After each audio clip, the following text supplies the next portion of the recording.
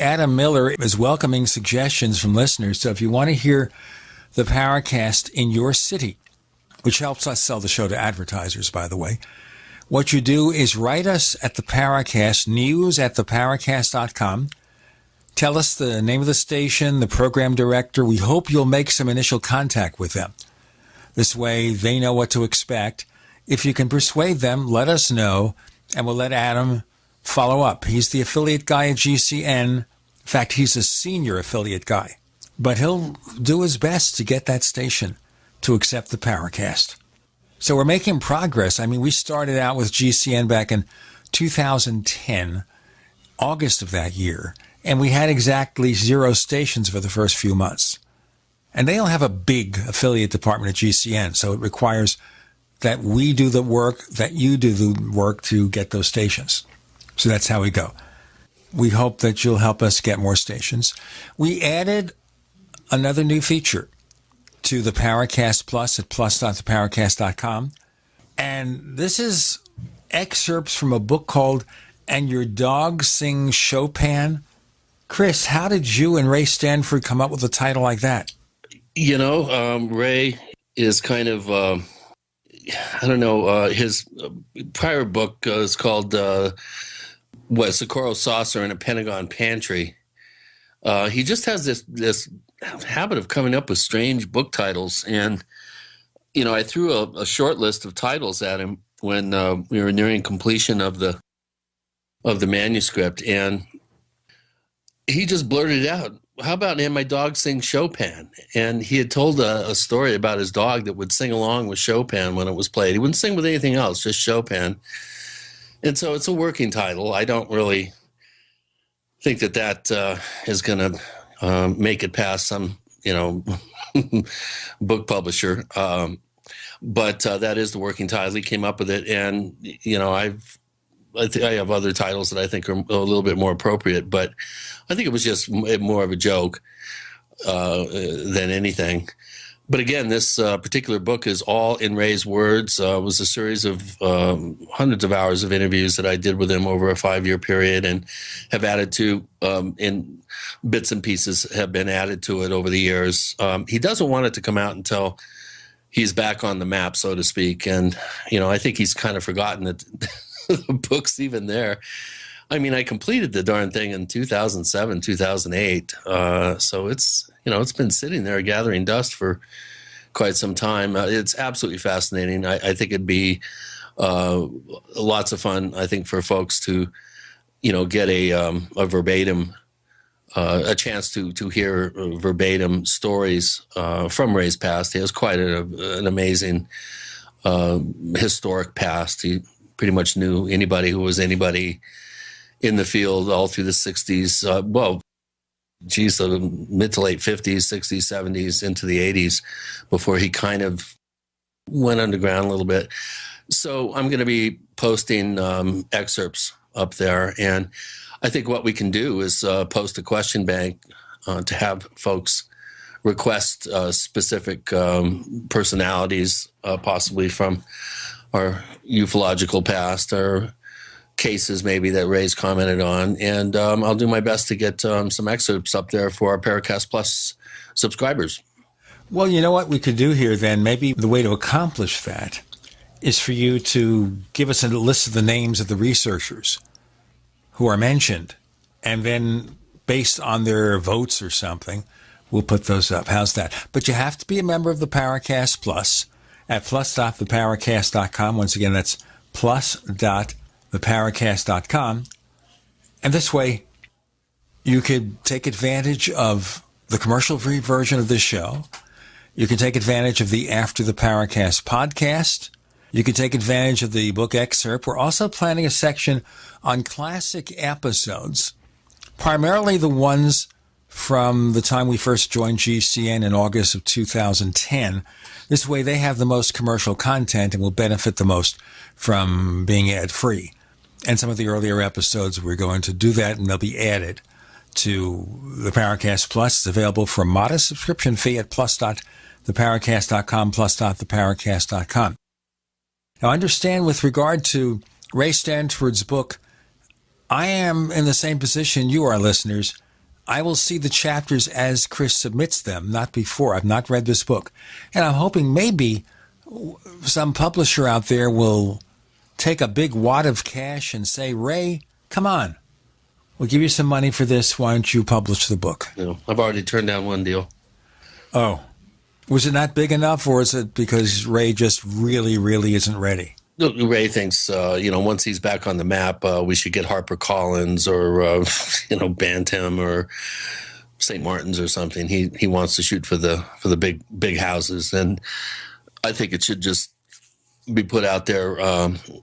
Maybe even do a print on demand, a Lulu type thing, or just something to get it out there. I think the amount of information in there and the stories and the experiences that he's had in his 60 plus years in ufology is literally jaw dropping. Oh, I can't wait. And I don't even want to say where this might go, but we're certainly happy to experiment. And my dog sings Chopin. Ray Stanford, Chris O'Brien, excerpts of the Paracast Plus. Today, we're going back to the subject of breakaway civilizations. We're having sort of a roundtable featuring Dr. Joseph Farrell, but also on the panel will be Walter Bosley. So Chris and I are kind of going to be flies in the wall, although we do have some nice questions from our audience. We're going to sit back, let these two people go at each other or add to what each other says. I have no idea what's going to happen, but it's going to happen very quickly now. Dr. Joseph Farrell, Walter Bosley, with Gene and Chris. You're in the Paracast.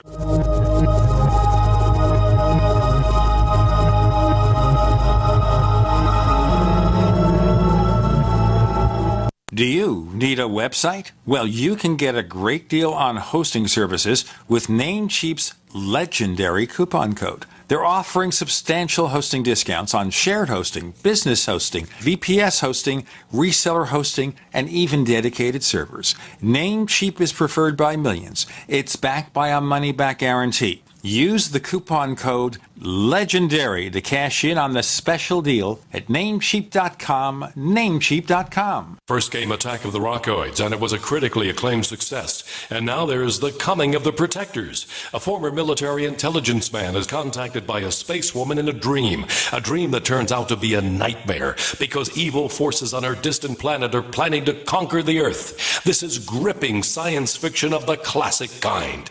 Attack of the Rockoids and The Coming of the Protectors. Find out more at rockoids.com. That's Rockoids, ROCKOIDS.com. Hi, I'm 54 years of age, and at Christmas time last year, a resident I take care of at work accidentally rolled over my right foot with his motorized scooter. I was backed into a corner, and he put it in reverse and did it again. The bones in my foot weren't actually broken, but damage was done. The remedy was to just let the foot heal on its own, and this was expected to take many weeks. As a caregiver, I do a lot of walking, and I was sort of okay when I was in motion. It's when I stopped to rest that I really felt the pain. The pain was there getting out of bed in the morning, too. So I got on the One World Way a few weeks back, and I just had to write this testimony. No more pain. Nothing.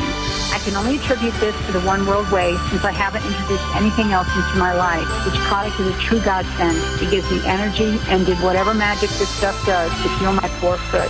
I will take One World Way for life. Sincerely, Holly. Call 888-988-3325 or visit oneworldway.com. That's oneworldwhey.com.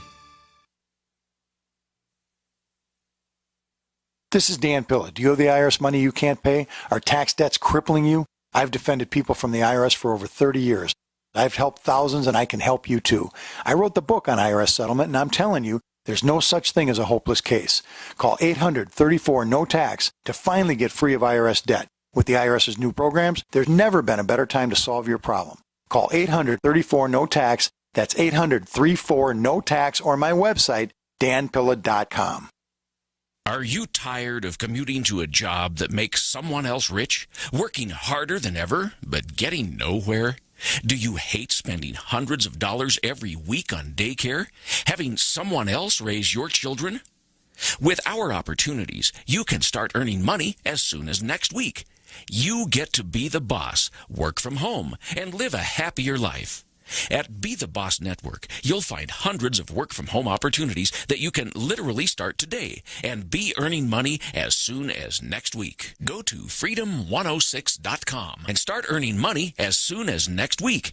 You get to be the boss. Get out of the rat race. Work from home. Go to freedom106.com right now and change your life today. That's freedom, the number 106.com. Go to freedom106.com and start earning money as soon as next week. You be the boss. Go to freedom106.com. There's nothing more enticing and intoxicating than the finest meat cooking on an open flame. Freeze-dried meat from newharvest.com is U.S. grown, 100% all-natural with no extra fillers. Just grass-fed beef and free-range chicken guaranteed to stay fresh and delicious. Add New Harvest freeze-dried meats to your current food storage. You'll buy direct from the factory, not a third party, ensuring the best price and the highest quality. See all our products at newharvestfoods.com. That's newharvestfoods.com. We'd like to hear from you.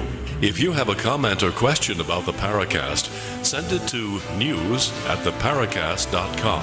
That's news@theparacast.com. And don't forget to visit our famous Paracast community forums at forum.theparacast.com. We welcome to the Paracast this week Dr. Joseph Farrell, who hasn't been on for a couple of years. We're happy to have you back, Joseph. Thanks for having me. We also have Walter Bosley, who never leaves this place. When he's not on the air, he's in the forums, right? Yeah, I get, yeah. Yeah. We kind of sucked you in. That's how it goes. But we had actually a request from our listeners to have a Breakaway Civilization roundtable. They mentioned 3 people, and I felt that was just too many for a show like this because nobody gets a chance to talk. The third person was Richard Dolan, by the way. But I think you guys were talking about Breakaway Civilizations before you got onto it, right?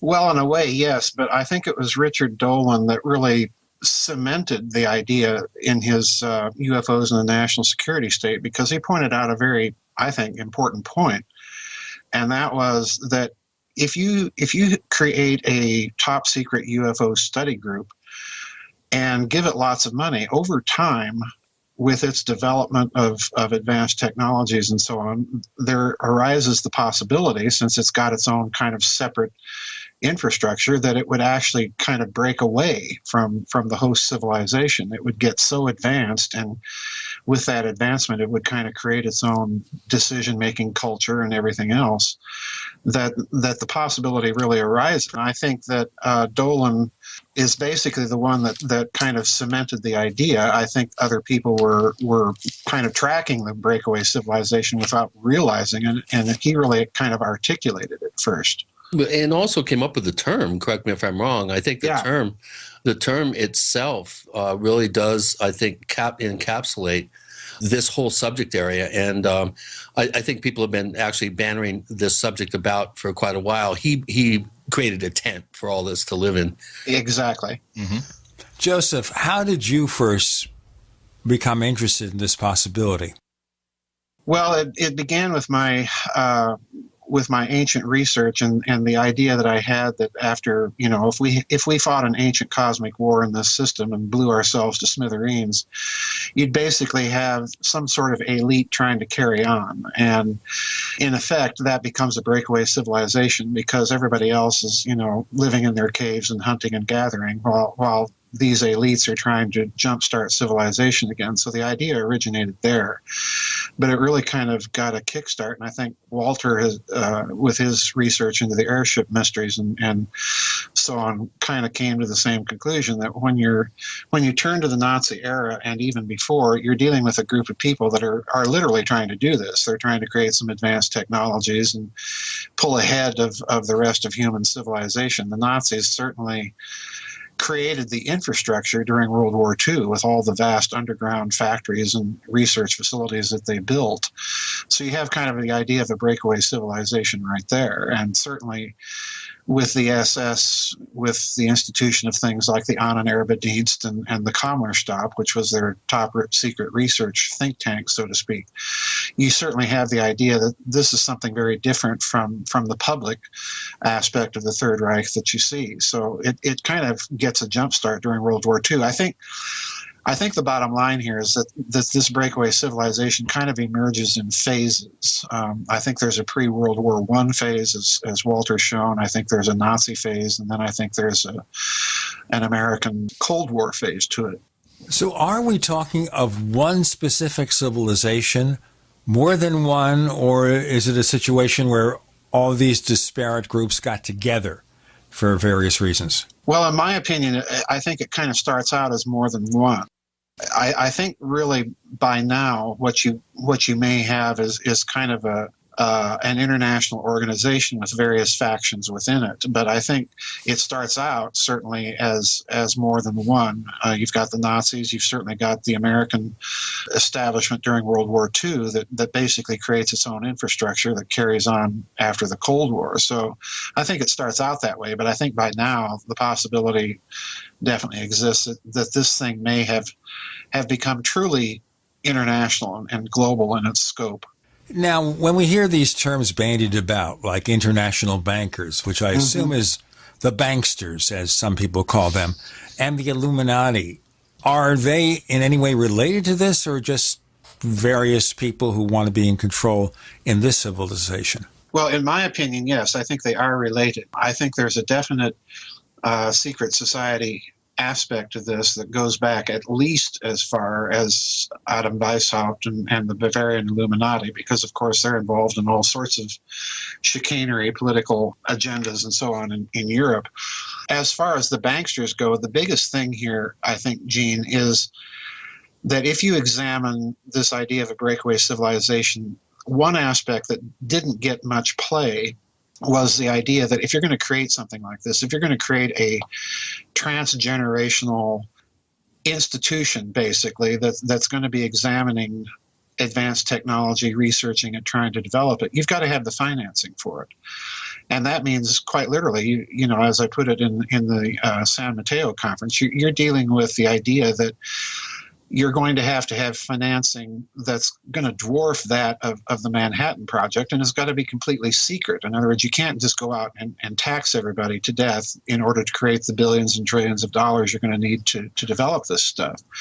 So you've got to have a completely hidden system of finance. And I think this is really where you get the idea that this thing is an international effort with various factions within it, because in my thinking, this required the American national security establishment to recover a lot of that Axis loot and keep it totally off the books. To recover all of that stuff, you're going to have the help of your former enemies. So I think they crawl in bed, and there's certainly ample evidence, you know, from the end of World War II, that they crawl in bed with a lot of these surviving Axis elites, and they strike a deal, quite literally, you know, give us access to this finance and so on and so forth. I think this is literally what happened. And the banksters, in order to make such a system work, you're going to have the participation of the major prime banks of the Western financial system, J.P. Morgan, Hong Kong Shanghai Bank, Deutsche Bank, and so on and so forth. So, yeah, I think at some level they're involved. I don't think that they're involved to the extent that they know the details of what's being developed, but they certainly know the aspects of some of the financial parts of it. Yeah, one thing that I'd like to point out is that I think it should be a famous press conference now, but very few Americans, I think, really understand or realize the press conference that Donald Rumsfeld did the day before 9/11, right, where he announced that I think $4 trillion was not where it was supposed to be, right, after a audit of the Department of Defense, which is one of the first things he did as Secretary of Defense when he got into office. And the second, more alarming figure was that $2.2 trillion is missing from the Department of Defense. Now, that's a lot of money. So perhaps the American public has financed at least a portion of this. Joseph, let me do the break and let's pick up on the other side. We have Dr. Joseph Farrell and we have Walter Bosley. We're trying to track the banksters and all that missing Defense Department money. that Donald Rumsfeld talks about, and the next day we have 9/11? Whoa. More to come with Gina and Chris. You're in the Paracast.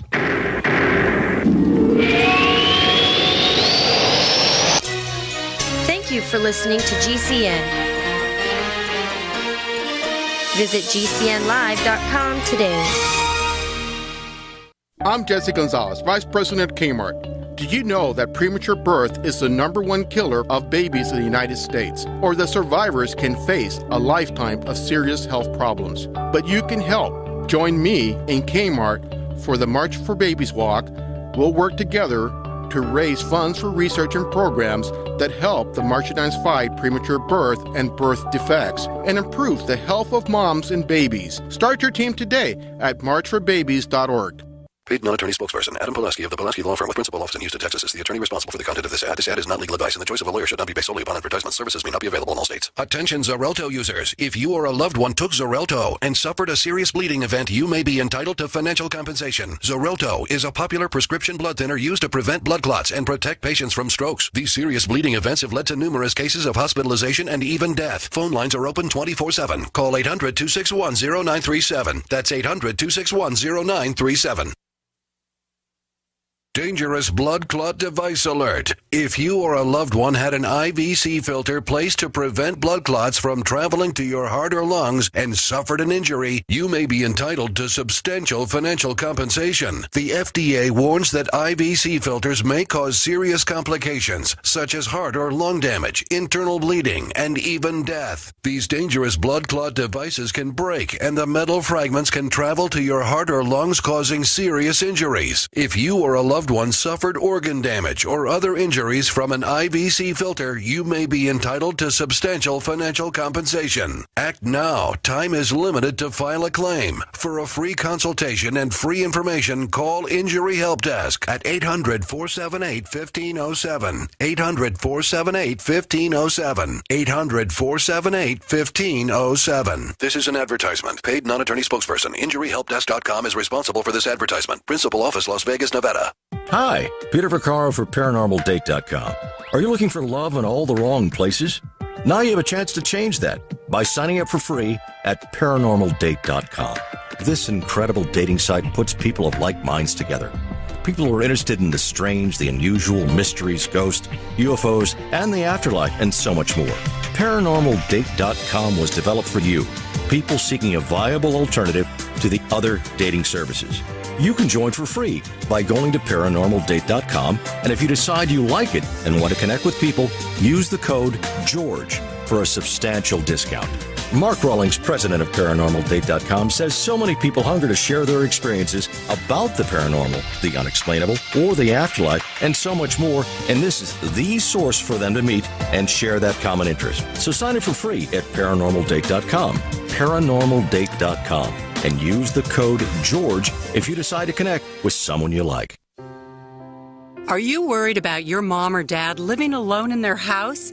Hi, I'm Joan London. Listen, I know how difficult it is to find senior care for someone you love. That's why I recommend a free service called A Place for Mom. They are the nation's largest senior living referral service.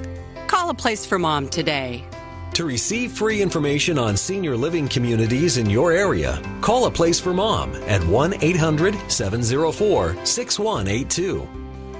A Place for Mom offers free one-on-one advice from local advisors and a personalized list of senior living communities you can visit. If you have questions about senior care for your mom or dad, there's a place for answers, A Place for Mom. Call A Place for Mom in the next 10 minutes to get your free ebook on financing senior care as well as free information on senior living communities in your area. Call 1-800-704-6182. That's 1-800-704-6182.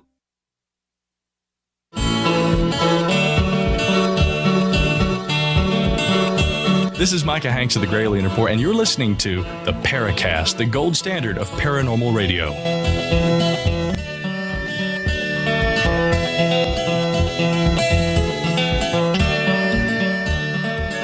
You see, Chris is changing himself to a conspiratorial kind of stinger there. That's right. Walter Bosley, Dr. Joseph Farrell. Dr. Farrell, you had started an answer in response to Chris's question. You want to pick up on that? Well, yeah, he mentioned Secretary Rumsfeld prior to 9/11, the day before, as a matter of fact, mentioning $2.2 million had gone missing. And then, of course, 9/11 occurs, and that story drops right off the radar screen. Yeah, $2.2 trillion. Yeah. And there's been stories since then. If you recall, Congresswoman Cynthia McKinney grilled Rumsfeld and one of his advisors about, who's keeping the books for the Pentagon, who's actually got the contracts. And, of course, neither of them were able to answer. Congressman Grayson from Florida also was pointing out trillions of dollars of missing money. And I think what happened there is they got very close to this hidden system of finance. I think it definitely exists. And from my point of view, Gene, I think those bearer bond scandals from 2008 and so on are a part of this hidden system, because let's look at what they are. They claim to be gold-backed bearer bonds issued by the Federal Reserve. Please note that, not the U.S. Treasury, but the Federal Reserve directly. And that's a very important point, because to a certain extent that allows you to create plausible deniability, for one thing. For the other, the Federal Reserve, as a private corporation, technically, there's nothing to prevent them from doing that. So these gold-backed bearer bonds have been out there. Occasionally you hear a story where they've recovered so many trillions of dollars. Well, why gold-backed bearer bonds? Why would you create such a system?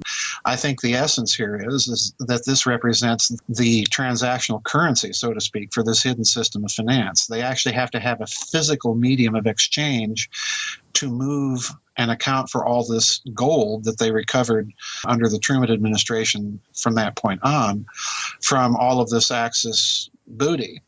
So in addition to a hidden system of finance, in other words, I'm suggesting to you that the commodities themselves, the bullion markets especially, do not represent reality. They are dealing with such vast amounts of gold and bullion, particularly in the Japanese case that was recovered by the Japanese during World War II.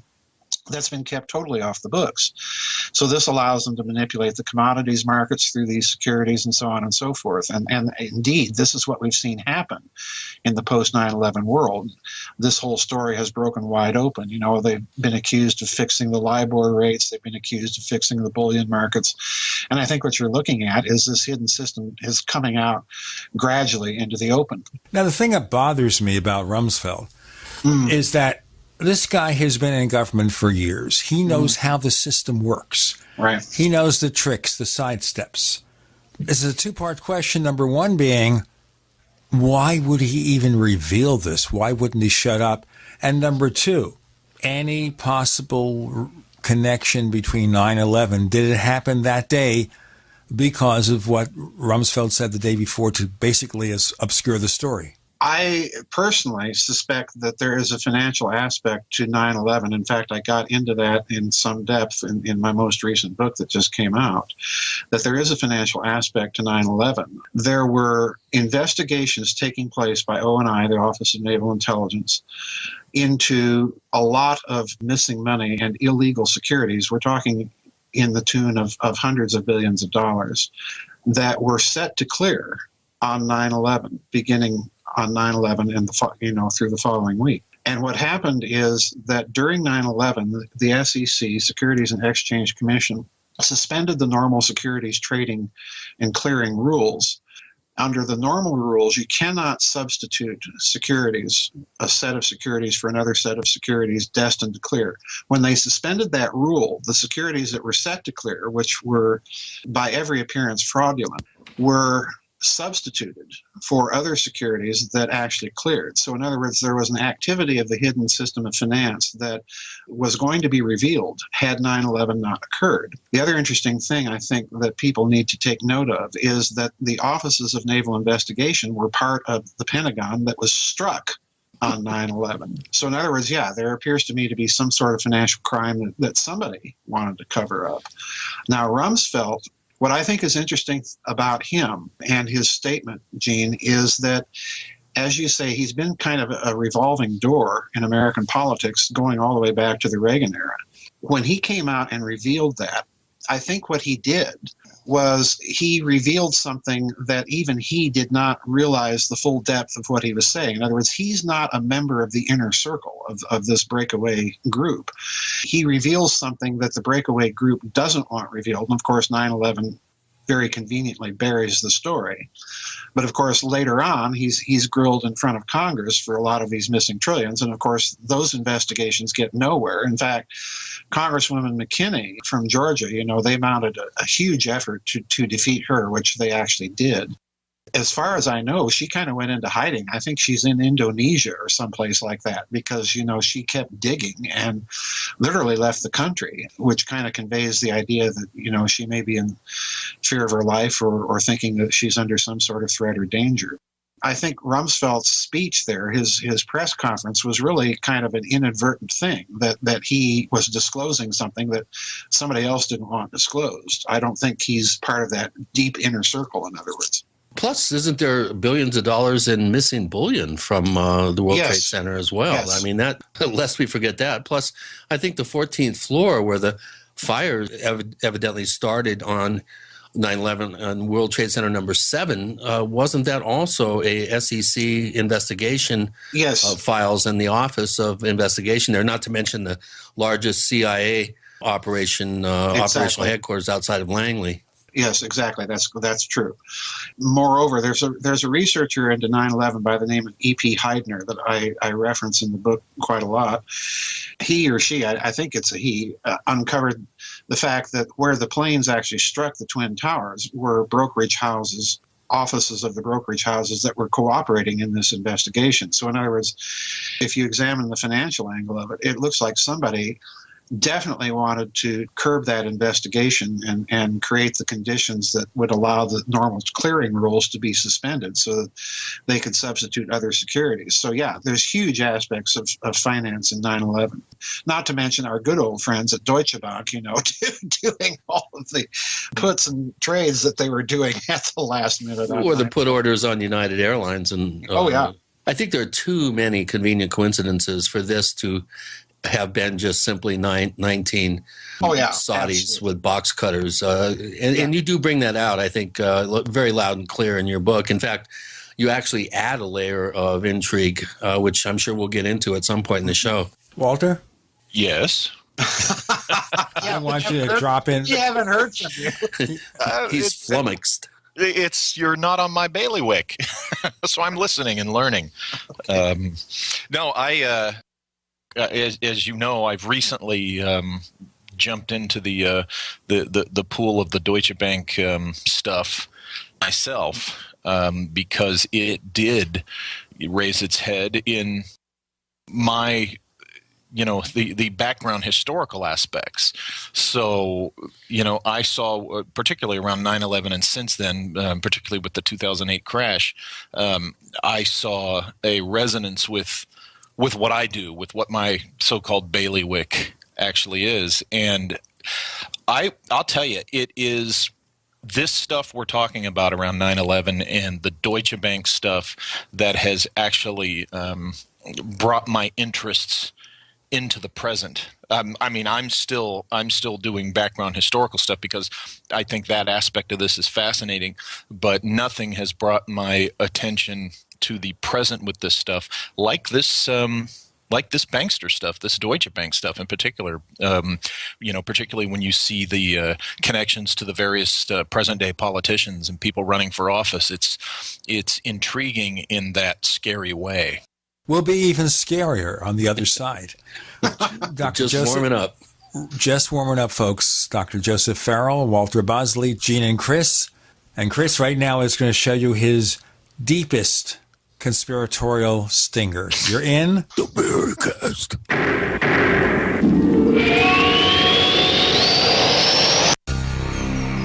Thank you for listening to GCN. Visit GCNlive.com today. Conspiracy Journal is your #1 source for the hidden world of the weird and strange. We bring you thought-provoking and controversial material for free-thinking individuals who are seeking what is really going on in our world today.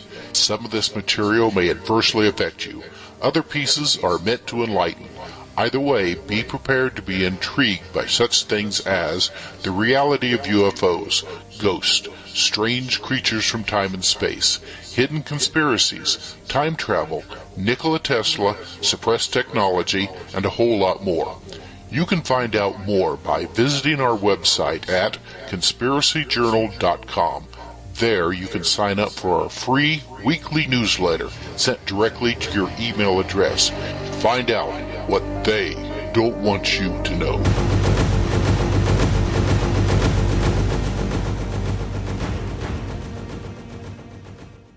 We use mobile devices right against our bodies every day, but growing scientific evidence has emerged showing serious health risks associated with exposure to EMF radiation emitted from these devices. The solution is Defender Shield, the most effective mobile radiation shielding ever developed. Defender Shield blocks virtually 100% of EMF radiation from cell phones, tablets, and laptops, and starts at just $64.99. Buy now at DefenderShield.com. For 10% off, use promo code GCN. DefenderShield.com, the worldwide leader in mobile radiation shielding. As a doctor, I see patients every day who are losing their vision to age-related macular degeneration, also known as AMD. If you have blurry vision or blind spots, they can be symptoms of AMD, and if untreated, could lead to blindness. The good news, AMD can be managed with effective clinically approved treatments that may reverse some vision loss. For free AMD information, contact the Foundation Fighting Blindness at 1-800-BLINDNESS. That's 1-800-BLINDNESS. There is a cure in sight. Water is the single most important thing your body needs, so you want to be sure it's the best for you and your family. Since 2005, thousands have depended on Berkey purified water. The Berkey Guy provides the lowest priced filtration systems in every size. For incredibly delicious water now and in an emergency, get to GoBerkey.com or call 877-886-3653. 877-886-3653. GoBerkey.com. The following is an incredible, life-changing free offer for anyone with hearing problems who wants to start hearing everything more clearly again. We're now offering free in-home trials of a revolutionary hearing breakthrough called Listen Clear to anyone who calls this special toll-free number now. 1-800-957-9364. Call in the next 10 minutes and you'll also qualify for free shipping and free batteries for life. Listen Clear is precisely designed by top audio engineers. It adjusts to let you find the perfect way to hear everything, wherever you are and whatever you're doing. And Listen Clear is so invisible, people may not even know you're wearing it. And it's so lightweight, you may even forget you're wearing it too. Don't miss this special life-changing opportunity to hear everything more clearly again for free with a 100% free in-home trial, free shipping, and even free batteries for life. For free information, call now. 1-800-957-9364. That's 1-800-957-9364. 1-800-957-9364. Kiss your credit card debt goodbye. I'm Pharmacist Keith. Dr. Wallach, the Dead Doctors Don't Lie guy, and myself want to show you how to achieve financial peace, creating an extra income that will last for years to come by joining Dr. Wallach's crusade, spreading his message of better health. To learn more, visit radio.recordedvideo.com. That's radio.recordedvideo.com, radio.recordedvideo.com, or call 866-257-3105 for a recorded message.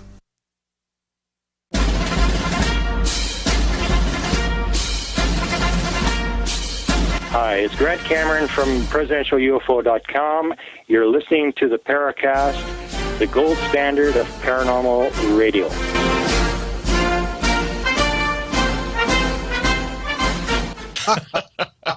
I was hoping he'd get deeper, like, the Paracast. All right, now we're doing it. I choked on the first one. You see, what happened is Chris is looking at the caricature that Red Pill Junkie made of him, and he objects to the fact that he looks a little bit more rotund than he might be. I look pregnant. Plus, I don't play guitar. I ain't going there, guys. We don't care about the instrument. That's irrelevant. Yeah, I don't rap. That's what she said. I'm not Grandmaster Gene, despite what everybody thinks. Grandmaster Steinberg. Rock and roll, baby. And I was going to cut that off the recording, folks. Enlightened for whatever. We're engaged in breakaway civilizations here. Let me throw out a question that comes to mind here. as we kind of know here, Bush and company were just aching to attack Iraq and use 9/11 as the excuse. Is that playing into the needs of a breakaway civilization or just doing what he's doing? Well, in my opinion, it's playing into the needs of the breakaway civilization because, as I've tried to document through several books concerning the Nazis, there is a deep, deep connection between Nazism and radical Islamic groups and cells, including Wahhabism, that go all the way back to World War II, and then, of course, continue on after the war. You have a heavy Nazi presence in the so-called CIA operation that overthrows King Farouk. But the boots on the ground are Nazi in that operation. Otto Skorzeny, Hjalmar Schacht, General Wilhelm Farnbacher, Johann von Leers from the old Goebbels propaganda ministry. So you've got all these Nazis involved with that operation. So I think if indeed there is such a thing as a post-war Nazi international, which I've been arguing through several books, it fits their agenda perfectly because what they're doing is they're getting the United States embroiled in a situation in the Middle East that will never stabilize and will suck American power and drain American power and, suck American resources into the region, which certainly it's done. So I think 9/11 certainly is the crisis of opportunity for the Bush administration, which already wants to do this anyway, as you pointed out, to go in there and do it. And we see the results. It's been one fiasco after another, and I think that really it's only going to continue, at least for the foreseeable future, as far as I can see. I don't see Trump or Mrs. Clinton getting us out of there anytime soon. I think they're going to dig us in deeper.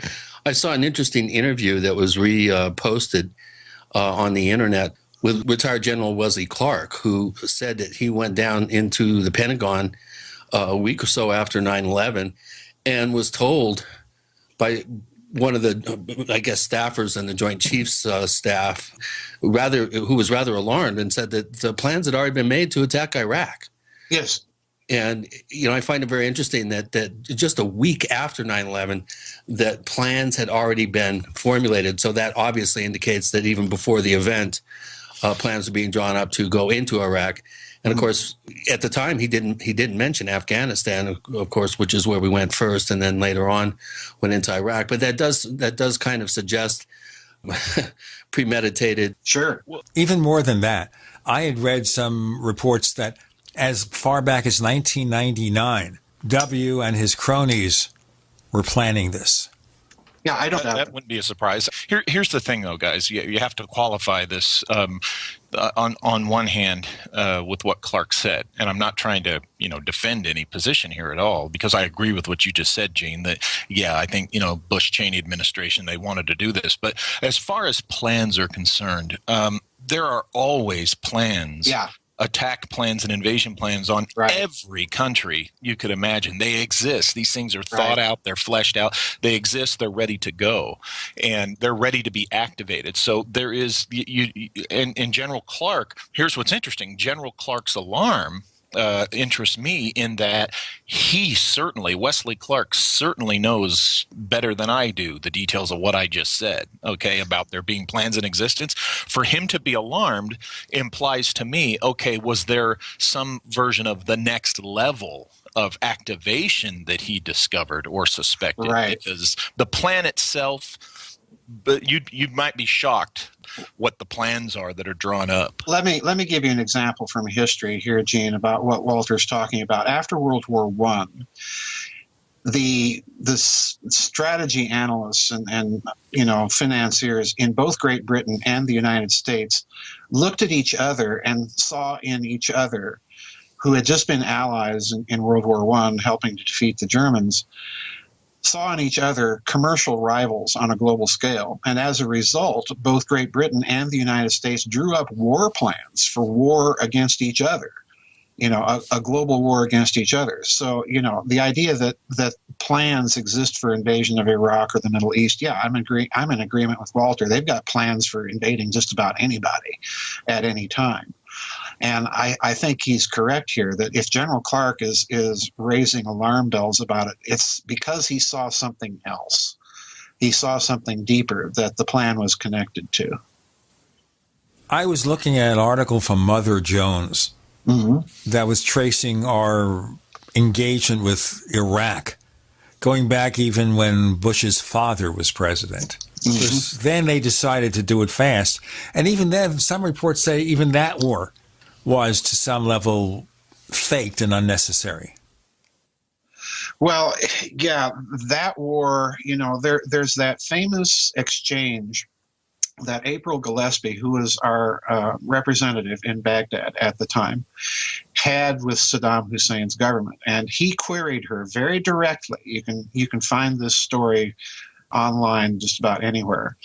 He queried her very directly, what would be the United States reaction if Iraq seized Kuwait and restored it to the historical, that was his argument, the historical boundaries of Iraqi Mesopotamia. And her response was, well, the American government has no position on the internal affairs of Arab states. So in other words, she gave the green light for the invasion. Now, no ambassador is going to say something like that without first checking with their government. So in other words, her saying that is an indicator that the green light came from very, very high up. And of course, we know the result. Saddam Hussein invaded Iraq, and then we get, the fake stories about Iraqi soldiers butchering babies in Kuwaiti hospitals and all sorts of nonsense. And, we're ready to go and eject him. And so, yeah, I think there's a certain case to be made that maybe that whole thing was staged as well. Can you believe any war, even the Vietnam War, Gulf of Tonkin, was faked? Right. It was exaggerated over what the event really was to bring us into that war. Yeah. When Nixon got elected, partly on promises to get out of that war, we basically cut and run after a couple of years. And now we're friends with Vietnam. Yeah. Yeah, it's the Gulf of Tonkin incident. I think the senator from Oregon at the time, Senator Warren, I forget what his name was, Senator Wayne or Senator Warren, even pointed out as early as 1965 when that incident first occurred that there were aspects of it that even on the public record indicated that this was somehow a staged event. And he was adamantly opposed to any resolution that would give Johnson the authority to go in and do what he did. The Republicans helped him out quite a bit there. They had their model, of course, with the USS Maine in the Spanish-American War. They took that and said, somebody did, I think, said, wow, it worked in 1898 or 7 or whatever it was. What the hell? Let's kind of spin it in this modern Vietnam way. Exactly.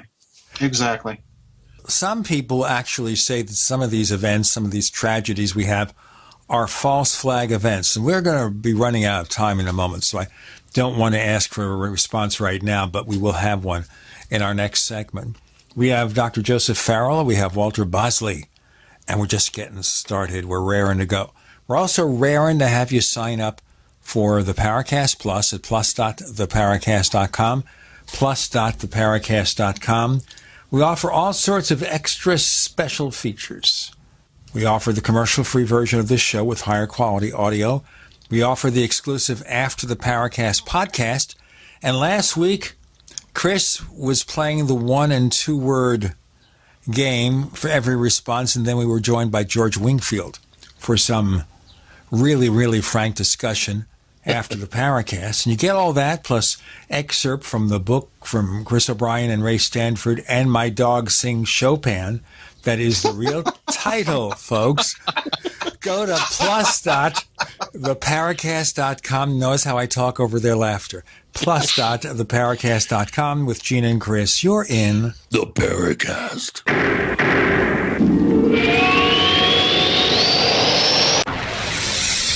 You are listening to GCN. Visit GCNlive.com today. Attack of the Rockoids has been well received by critics and readers alike. It's a thrill-a-minute story you'll never forget. A former U.S. military intelligence officer is haunted by intense dreams about a beautiful woman pleading for his help after a terrible battle in outer space. But the dreams turn out to be true and thrust him into a telepathic love affair with a woman whose faraway planet is intent on destroying the Earth. And now the gripping tale continues in The Coming of the Protectors. It's the second book of the Rockoids trilogy, a galaxy-spanning adventure that pits our hapless heroes against powerful, fanatical enemies that threaten the lives of freedom-loving beings everywhere. Attack of the Rockoids and The Coming of the Protectors. Classic science fiction at its best, available now. For more details, visit rockoids.com. That's ROCKOIDS.com. Worried about lead, fluoride, and other contaminants in your drinking water? Get a ProPure with the Pro 1G 2.0 cleanable reusable filter and remove up to 200 contaminants. Drink water the way nature meant it to be. Clean, crisp, and refreshing. See the complete line of ProPure products, including the new ProMax shower filter. There's a ProPure for you. Visit your authorized ProPure dealer for details or ProPureUSA.com. That's ProPureUSA.com. This is an alert. If your business or church is building this year, you're about to pay more than you should. This could mean thousands of dollars more for your office, retail space, church, or warehouse. A General Steel building can save you as much as half the cost and time of similar conventional construction. And we're offering rebates of up to $20,000 to help you build today. Call General Steel for free information that could save you thousands. Call 866-91-STEEL. 866-91-STEEL. 866-91-STEEL.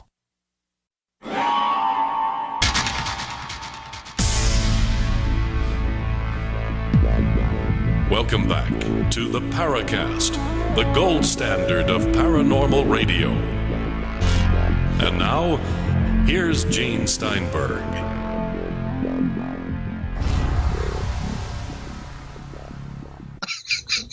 Sorry about that, Gene. That's okay. Look at that title. I said, wait a minute. Is this just a pretend title? You see, Chris has that in his signature. When you get an email from Chris, he puts that in there, and I thought, he's kidding me. This is not real. It's a real book, folks.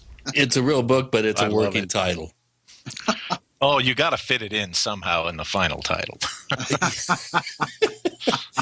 Well, he had a dog that sang Chopin, so what can I say? You know, every time Chopin would come on, they'd howl along with it. So, oh my word! Go figure. If you believe that one, I'll tell you another one. Well, seriously, we also have quite a number of questions here, too, for you, Joseph, from very intrigued listeners we've had quite a number of people that have asked when you were going to be on the show next, and we felt this was a really good opportunity with the release of your latest book, and so we're going to be getting to some of those questions later on in the show as well. False flag, and that, we presume, is an event that really didn't happen, and I guess Gulf of Tonkin is one of them. Obviously, the 9/11 stuff did happen. But, Joseph, over the years, have there been other significant false flags?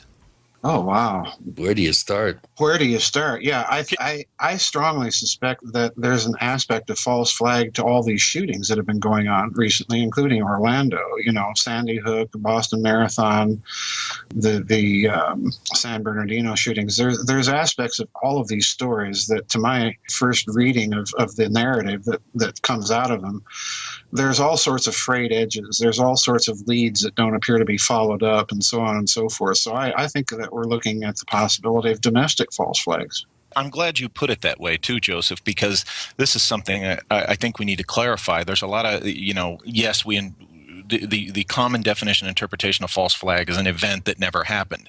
And there's a lot of people out there who they want to jump to put a false flag title on everything that happens, meaning that full definition of, oh, it never really happened. And if you disagree with them, they say, oh, well, you're drinking the Kool-Aid. Well, in my position, I think, in what you just said too, in my opinion, is, look, when you say false flag, you're implying that it didn't happen. What we're saying is these things happen. These attacks, shootings, they happen. But just like what Joseph was saying, there's elements of false flag, and maybe we shouldn't use the term false flag when we're talking about this particular thing. What it is it's the multi-level stuff going on. But yeah. Exactly. Manipulated events. Manipulated events. But these things happened, okay? Those airplanes and all those people on them, were used on 9/11, and those people died. Okay, they didn't get sent to another dimension. Except they didn't find any bodies in Shanksville. they just had just very strange. Small little pieces of human flesh. Strange. It did not add up to the number of passengers. Right. But, San Bernardino happened. I mean, I know people who are friends with the families of one of the victims, and I live here. I can tell you it happened. Now, what happened, what we're told what happened may not be. Yeah, exactly. We have to get away from the idea that false flag means it didn't happen. False flags traditionally are events that actually do happen. But the problem is that a narrative gets attached to false flags in order to justify some course of action that the people who either design the operation or who co-opt the operation want to put into place. I mean, World War II starts over a false flag. The Nazis mounted a fake Polish raid on a German radio station in Gleiwitz down in southern Silesia, and, we're off and running. We've got World War II. So false flags don't mean that events don't happen. What they are events that are either deliberately planned or an aspect of them is penetrated or a narrative is created around an event as a kind of a crisis of opportunity to pursue some agenda. So, I'm in total agreement with Walter here. Just because something's a false flag doesn't mean it didn't happen. It means that you have to look deeper. You have to look at the possibility that these events are to a certain extent staged and in some cases perhaps even penetrated and used by people that want to pursue some agenda. So these things will happen. They take advantage of situations. Right. Do they know in advance some of these things are going to happen, or is it just having the people around who pick up on something and say, aha? I think in 9/11's case, and this is something I attempted to document in the book, I think in 9/11's case, clearly the United States was warned by a number of nations' intelligence agencies that something was going to happen. And in the case of some of those warnings, specifically from Russia, the warnings were very, very specific. The Russians warned us, this is the week something's going to happen on American soil. It's going to involve hijackers and hijacked airplanes. There are going to be prominent American targets that are going to be attacked, and so on and so forth. So the warnings were quite specific. And this led within the 9/11 truth community to the rise of, the so-called lie hop, or let it happen on purpose hypothesis. And that was really kind of the favored hypothesis until researchers kept digging and they discovered, well, during 9/11, there were any number of drills. I mean, the amount of drills is astonishing. And the drills, in many cases, amalgam Virgo and some of these exercises mirror actual aspects of the 9/11 operation itself. Other drills are, it looks from the point of view of what happens on 9/11, other drills look like they were designed to inject an element of tremendous confusion into the command and control structure of the country's military and civil authorities on that day. So when you get to that point, you are really looking at an operation, meaning 9/11, that was planned to some extent with somebody, I call it a rogue network within the American military-industrial intelligence complex that had access to all of these drills, and the operation itself, 9/11, is designed around them. So, yeah, I think, that's the made it happen on purpose hypothesis, that there's some element within this country, a rogue group, a faction, if you will, that's driving the events in order to create a false flag for a crisis of opportunity, that they can use this to inject American power into the Middle East. Now, at the end, what do they gain? They want to get control of oil. Obviously, they've completely screwed up the Middle East.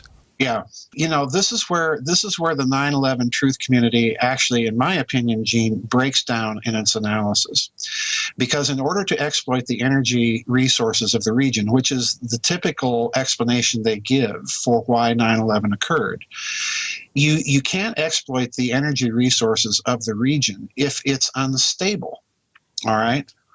And this is part of my reasoning why I think there was an even deeper level. In other words, I'm one of the few people out there, I think, that looks at 9/11 as a 3-level operation rather than, as most 9/11 truth researchers do, as a 2-level operation. I think that at some point this operation was penetrated by a completely outside source, a completely external entity that had penetrated whatever rogue group within this country was planning and carrying out these attacks. And that group, I think, has a completely different agenda. They want to see the Middle East destabilized. They kind of use the classical chess move, when you pin an opponent's pieces on the chessboard. I think this is what happens because 9/11, if you look at it that way, pins the American deep state into injecting American power into a very destabilized situation. In other words, it becomes a cauldron into which you're sucked and you can't really get out of very easily. I think to a certain extent, if you look carefully, Mr. Putin is trying to create the circumstances to restabilize the region and get us out of that. And the reason I say that is that the Russians, when they were warning of these attacks that were going to come, also made it very clear that these attacks were coming from a global network. And in fact, Tony Blair, the British Prime Minister, also said this after 9/11. Let's break it there and continue. More about 9/11 speculation, or maybe it's not speculation. Dr. Joseph Farrell, Walter Bosley, Gene Steinberg, Chris O'Brien, you're in the Paracast.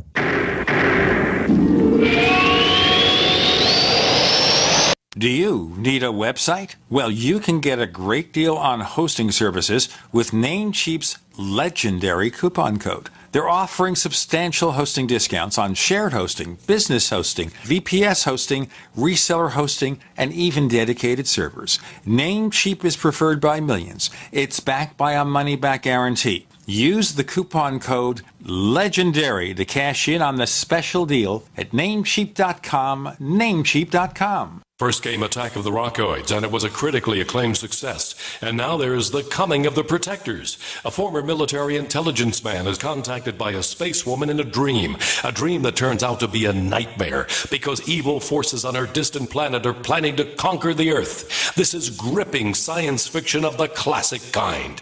Attack of the Rockoids and The Coming of the Protectors. Find out more at rockoids.com. That's Rockoids, ROCKOIDS.com. Hi, Peter Vaccaro for ParanormalDate.com. Are you looking for love in all the wrong places? Now you have a chance to change that by signing up for free at ParanormalDate.com. This incredible dating site puts people of like minds together. People who are interested in the strange, the unusual, mysteries, ghosts, UFOs, and the afterlife, and so much more. ParanormalDate.com was developed for you, people seeking a viable alternative to the other dating services. You can join for free by going to ParanormalDate.com, and if you decide you like it and want to connect with people, use the code GEORGE for a substantial discount. Mark Rawlings, president of ParanormalDate.com, says so many people hunger to share their experiences about the paranormal, the unexplainable, or the afterlife, and so much more, and this is the source for them to meet and share that common interest. So sign up for free at ParanormalDate.com, ParanormalDate.com, and use the code GEORGE if you decide to connect with someone you like. My dad was 59 when he collapsed from a heart attack late last year. Just this past August was when we spread his ashes on the St. Croix River. I loved my dad, but boy was he stubborn. He hadn't been to the doctor in over 25 years. His excuse? He simply couldn't afford it. He wasn't a rich man by any means. At less than $107 per month, LibertyOnCall.org would have been the perfect alternative for my father. Don't wait. Go to LibertyOnCall.org right now, for not just your sake, but for the sake of your loved ones. Again, that's LibertyOnCall.org. Dangerous blood clot device alert. If you or a loved one had an IVC filter placed to prevent blood clots from traveling to your heart or lungs and suffered an injury, you may be entitled to substantial financial compensation. The FDA warns that IVC filters may cause serious complications, such as heart or lung damage, internal bleeding, and even death. These dangerous blood clot devices can break, and the metal fragments can travel to your heart or lungs, causing serious injuries. If If you or a loved one suffered organ damage or other injuries from an IVC filter, you may be entitled to substantial financial compensation. Act now. Time is limited to file a claim. For a free consultation and free information, call Injury Help Desk at 800-478-1507. 800-478-1507. 800-478-1507. This is an advertisement. Paid non-attorney spokesperson. InjuryHelpDesk.com is responsible for this advertisement. Principal office, Las Vegas, Nevada. Vaping enthusiasts, head to VaporPalace.com. Choose from over 150 flavors and a selection of exclusive private stock vapor liquid you won't find anywhere else. New flavors are added every month, and our customer service is unbeatable. VaporPalace.com offers 15% off all vapor liquid on Fridays and get 10% off every order with coupon code VAPOR10 at checkout. Combine the codes on Fridays for 25% off. The ultimate destination for the vaping enthusiast. VaporPalace.com. We'd like to hear from you. If you have a comment or question about the Paracast, send it to news@theparacast.com. That's news@theparacast.com. And don't forget to visit our famous Paracast community forums at forum.theparacast.com. Joseph, let's continue on that because I'm more and more intrigued where this 9/11 discussion's going. Well, the third level, in my opinion, Gene, does represent this kind of global breakaway network. As I mentioned before the break, there was a Russian economics advisor to President Putin. Her name is Dr. Tatiana Koryagina.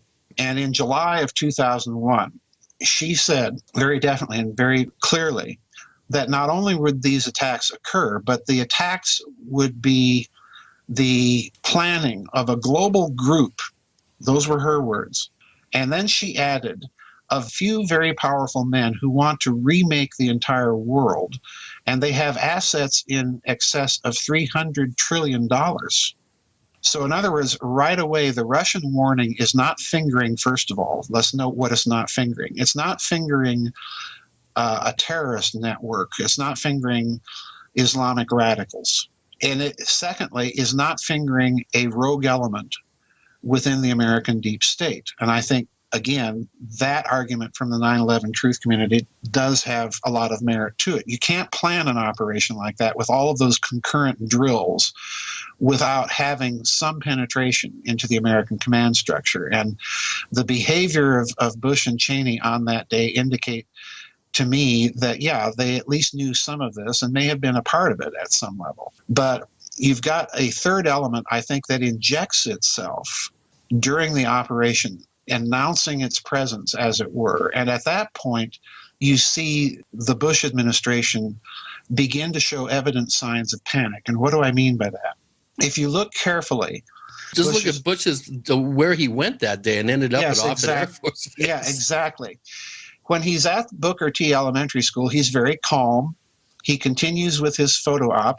After the photo op, he gets up, he gives a brief press conference and announces to everybody that apparently America's under some sort of terrorist attack and he and his team are going to be flying back to Washington. Then he arrives at Air Force One and the entire situation changes.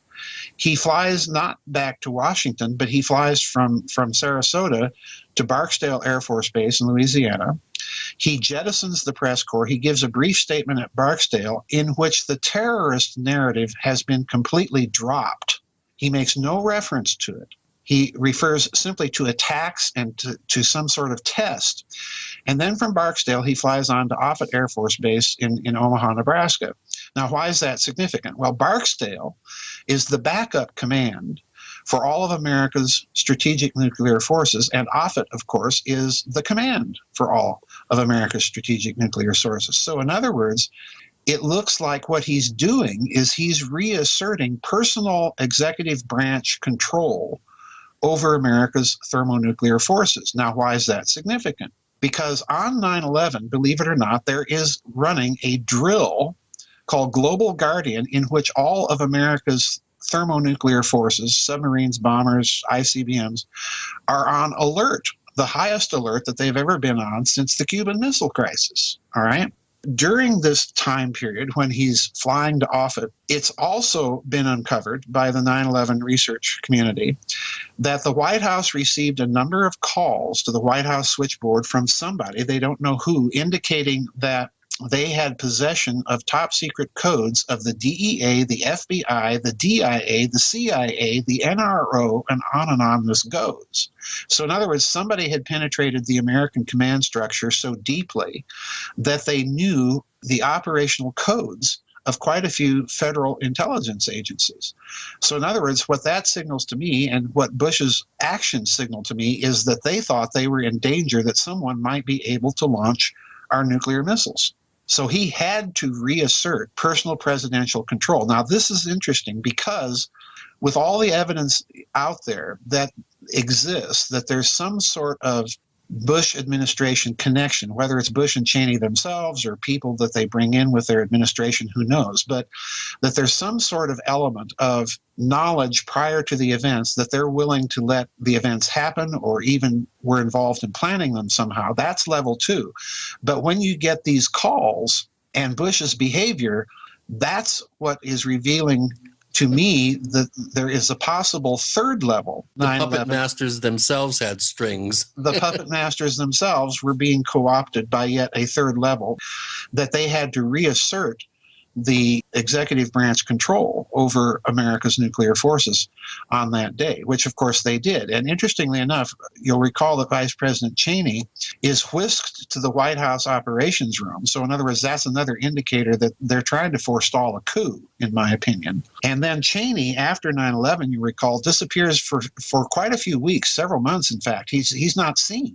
And I suspect what he's doing is, since Cheney was involved originally under President Reagan with drawing up the continuity of government plans and so on, that what this means that he was doing was, number one, he was trying to plug these security leaks that had become evident, and number two, redesign the entire continuity of government operations plan, since it very obviously had been co-opted. So yeah, I think there's a lot of indicators here that there was a third level to the 9/11 operation that, unbeknownst to the deep rogue network in the American deep state that may have planned the whole thing, this level reveals itself on 9/11 and catches everybody by surprise. And I think ever since then, they've been kind of scrambling to extricate themselves from that situation. You know, what's interesting to me is that whether it's Republican or Democrat, and we think they are diametrically opposed, and they come out that way in the campaigns. Mm-hmm. But once these people get in office, they seem to toe a very narrow line. We're figuring even Donald Trump is wacky and completely crazy right now. And the things he says are exaggerations of standard right-wing dogma. But if he were to get into the White House, he'd become sane. Or maybe not with Donald Trump. I don't know. Wishful thinking. I have my suspicions as to what Trump represents. Let's look at the American deep state for a moment and the way that it evolved after World War II. One primary element of that deep state is the mafia. If you look at the mafia is, even though it's a criminal underground, it's a relatively patriotic group. So I look at Trump as possibly representing an element of the American deep state that is extremely dissatisfied with the way that the globalists have been running things. Because if you look at what has happened under the Obama administration and then began to happen at the tail end of the Bush administration, Americans have been losing their leisure time and leisure money. So what has happened to the casino industry, particularly in Nevada? It's been tanking. Trump, of course, represents what? Well, he makes his money off of casinos. So it looks to me like the possibility exists that Trump is the candidate of a very dissatisfied faction within the American deep state. In other words, I've been arguing for many years that since 9/11, it looks to me like Mr. Global or the globalists cartel or whatever you wish to call it, the Anglosphere, the financial oligarchs, whatever, that they have been, as they've been approaching their game plan of instituting a truly global government and so on, that the factions within that entity are increasingly at loggerheads with each other. Dr. Joseph Farrell and Walter Bosley and Gene and Chris, you're in the Paracast.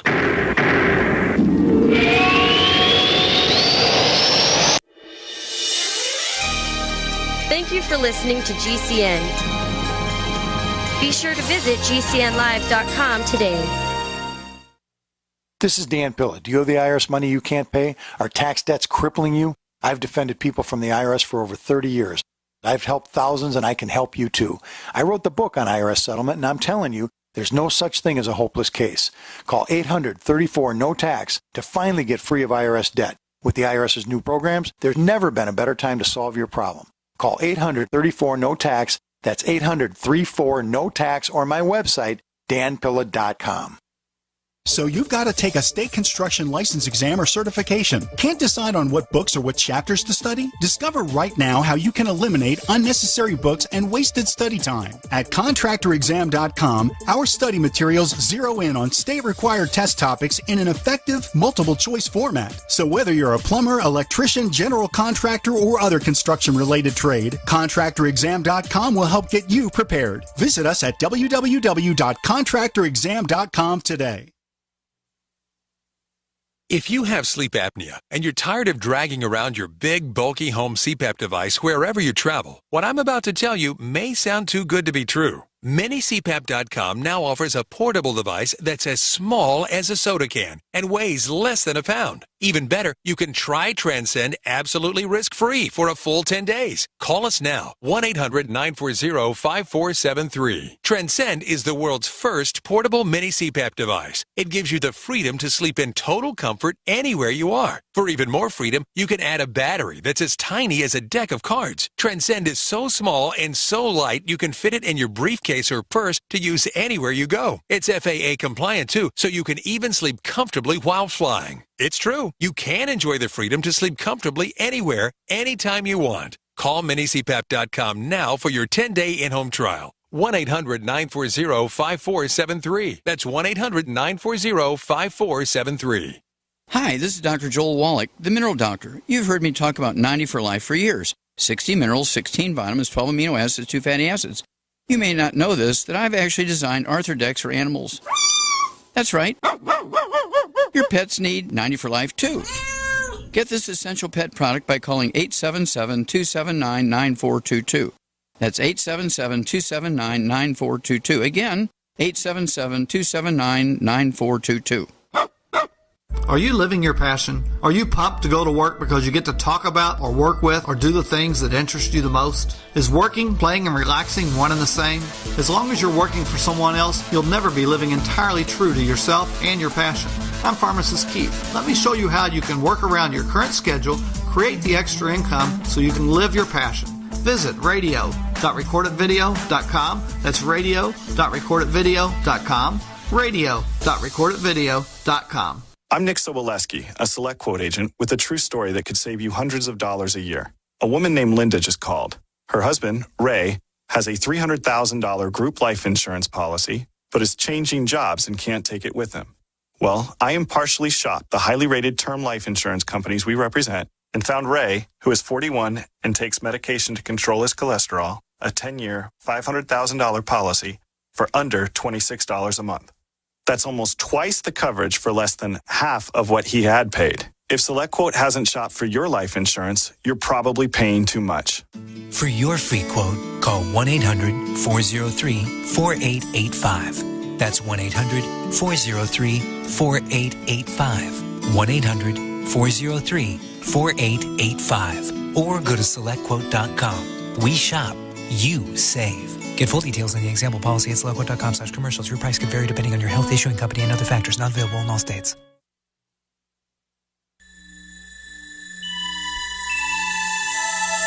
This is Jacques Vallée. You're listening to the Paracast, the gold standard of paranormal radio.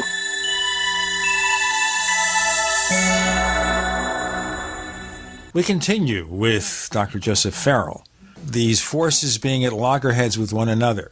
How so? Well, before you go on, Joseph, I want to point out that Donald Trump has built skyscrapers in Manhattan. Sure. Okay, and if you look at the history of his relationship to labor, his relationship to the concrete industry, which is totally mob controlled. And again, as you pointed out, his involvement in casinos in Atlantic City and other places. I mean, it smacks organized crime all up and down, every which way you look at his history.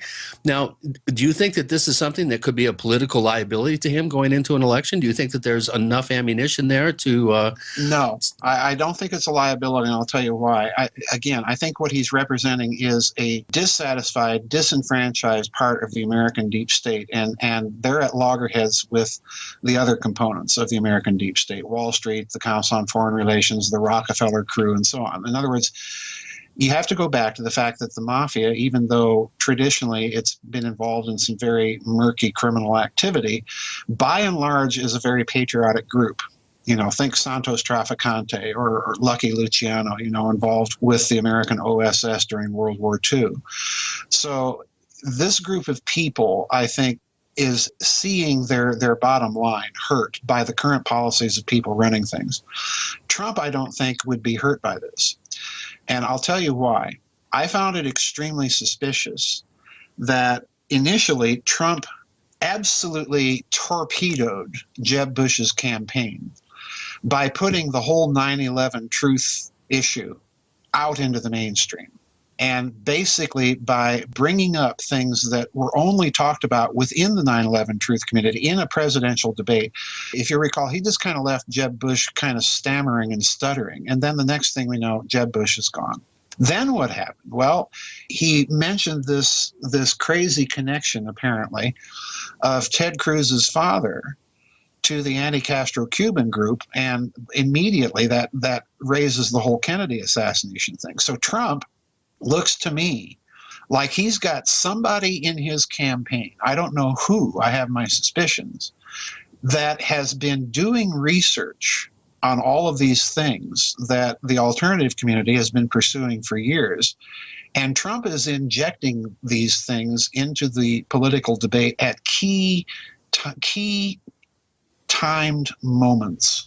Okay, this is method in his madness. Yes, I was absolutely. thinking here that he works closely with Roger Stone. Yes, who's very big about conspiratorial stuff. Well, yeah, he's done his own research for many years in all of this. And I suspect that Stone is kind of the tip of the iceberg here, because if Trump represents a dissatisfied sort of mafia faction within the deep state, that group certainly will know a lot of secrets and details, and certainly has the ability to research them if they don't know them. So, yeah, I think we're looking at the possibility that we're looking at real, genuine factional infighting here, that this is not just theater, that something major is taking place behind the scenes. So it's his group, whatever it is, fighting the traditional Republican Party. Fighting not only the traditional Republican elite, but fighting the Democratic elite. The other thing that people need to remember is that the Clintons and the Bushes have been in bed together, really, ever since Iran-Contra and the Mena, Arkansas, drug running scandals and all of that stuff. Which Clinton completely protected as the youngest governor ever elected. Yeah, absolutely. 1980. Absolutely. Yeah, absolutely. They've been closely allied and networked with each other. So Hillary Clinton represents to me kind of the old guard. She's the CFR, Rockefeller, Bush, Clinton old guard. Now, let's add one more thing into this picture. Last year, interestingly enough, Henry Kissinger, of all people, and of course Kissinger's a big Rockefeller CFR guy, but he came out with a couple of op-ed pieces that said our whole approach to handling Russia is simply wrong. We can't afford to be confrontational with Russia, and so on and so forth. This was a major break for someone like him in his position to do with the Obama administration, which has been more or less kind of following the policy and advocacy of Zbigniew Brzezinski, another Rockefeller man, okay? So in other words, it looks to me like the powers that be within this American deep state are deeply, deeply divided as to what the course of action should be. Kissinger's been over to Russia several times since that's happened, talking personally with President Putin and Sergei Lavrov and some of the other high advisors in the Russian cabinet. So it looks to me again like there is deep, deep division in the American deep state. And Trump represents one aspect of it, and I think Kissinger and some of his recent pieces represent yet another aspect of it. Now, that leads me to believe here that Trump is not as crazy as he sounds. This is all a show, and he's play acting. I've never thought that Trump is as crazy as he sounds. You know, I haven't been following this election cycle very closely, but what I have heard and what I have followed, yeah, he says crazy things, but you'll note he says these crazy things with a kind of sense of timing that has worked to hurt his opponents more than anything that it has done to him. So, yeah, I think Trump is not an unintelligent man. We need to get over this idea that he isn't. I think he's playing this very, very carefully and very, very astutely. You may not agree with him, but he certainly appears to me that and his campaign appears to me that there's certainly a lot more going on than first meets the eye. You know, he's not a guy you'd want to play poker with. No, exactly. No. Well, some of our listeners are going to be, their eyes are going to glaze over with all the talk about politics. But again, I think all this does play into many of the subjects that we cover here at the Paracast in terms of the UFO phenomenon, as Joseph has pointed out and Walter has pointed out in their books, how there could be a tie-in with these same operators that we've been talking about in terms of a contemporary sense, but going back into preceding decades. I mean, we could be dealing with levels of technology that's being misconstrued as unidentified, that it is actually very terrestrial and very advanced and exotic. Where does the tie-in? Where is that tie-in, do you think, guys? That's Walter's bailiwick. Well, where is that tie-in? I mean, what are we dealing with here? Are we dealing with a super breakaway civilization that is really attempting to be the puppet masters for the puppet masters and sort of circumvent agendas that have been in place for a while on the surface? And do you think that there's a connection in the utilization of high technology and all this?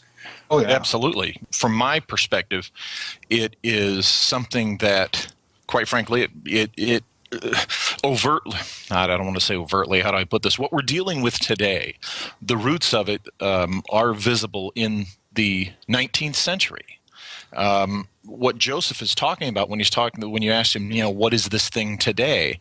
And he says it's coalesced into this big international thing. From my perspective, that is the product of that mysterious NIMSA side of things, whatever this NIMSA was exactly, because I'm convinced that the Nazi party, the Nazis, to the extent that they're involved with all this, are a direct product of this mysterious NIMSA. Okay, now I'm talking about the Nazi science and technology, the Nazi war machine, anything within the Nazi political structure that served all of this. Well, clarify what NIMSA is.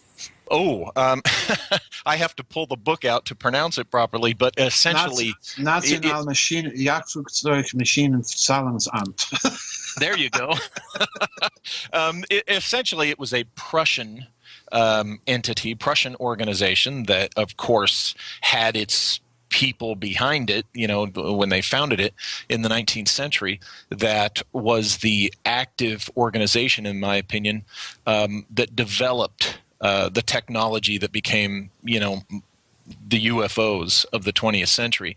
And they developed the technology that the Nazis took a step further with things like the Bell and such. And such we have to break. Mm-hmm. Walter Bosley, Dr. Joseph Farrell, Gene and Chris, you're in the Paracast.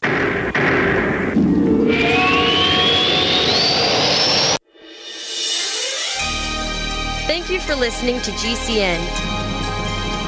Be sure to visit GCNlive.com today.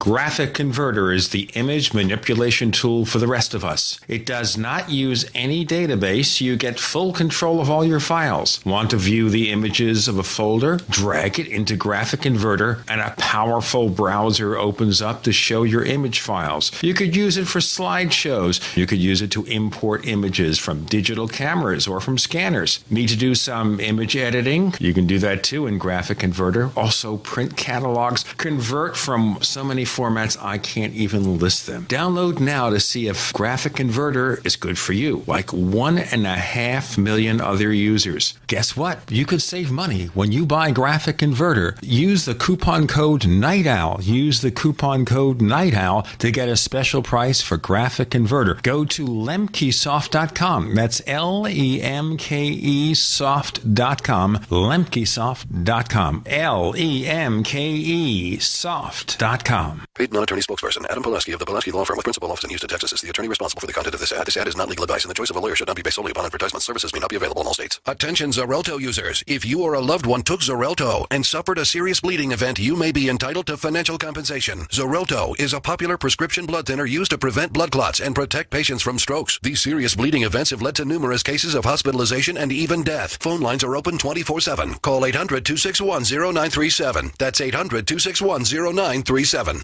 Are you worried about how dangerous the world has become? In these days of terrorist attacks, natural disasters, or even a future collapse, you need to be medically prepared to keep your family safe. I'm Joe Alton, MD of store.doomandbloom.net, where you'll find an entire line of uniquely designed medical kits and supplies for when help is not on the way. For everything from individual first aid kits to the ultimate family medical bag, go to store.doomandbloom.net today. That's store.doomandbloom.net. You'll be glad you did. You haven't experienced yogurt until you've tried a Mossy, embodying health and flavor in a true whole milk, green-fed dairy beverage. Every sip pays homage to our old world cows and the ancient culturing methods their milk benefits from. With over 30 probiotics, a Mossy's undeniably nutritious, refined, cultured sensation bolsters your health and awakens your passion for dairy. A Mossy's so good, and you need to try it. Contact your Longevity distributor or call 877-878-4203 or go to gcnteam.com. This is a healthcare alert from the Pain Relief Hotline. If you, a family member, or a loved one suffers from knee, back, shoulder, or ankle pain and have Medicare as your primary insurance, we've got great news. You don't have to suffer any longer. You can immediately qualify for a pain-relieving brace at little or no cost to you by calling our 24/7 Pain Relief Hotline at 866-389-0620. Delivery is free and all paperwork is handled for you. If you are on Medicare and have knee, back, shoulder, or ankle pain, don't wait. You can qualify to immediately receive a pain-relieving brace at little or no cost by calling our 24/7 Pain Hotline now at 866-389-0620. Our representatives are standing by 24/7 to take your call and rush you your pain-relieving brace at little or no cost to you. Shipping is free and all paperwork is handled for you. Just call 866-389-0620. That's 866-389-0620. Again, 866-389-0620. No other network provides the level of customer service we do. When it comes to radio advertising, we are your one-stop shop. And no matter how big or small your business is, we can help. Email us at advertise@gcnlive.com, and an experienced advertising executive will help you take the first step towards driving more customers to your business or website. Advertise@gcnlive.com. Easy, affordable, effective.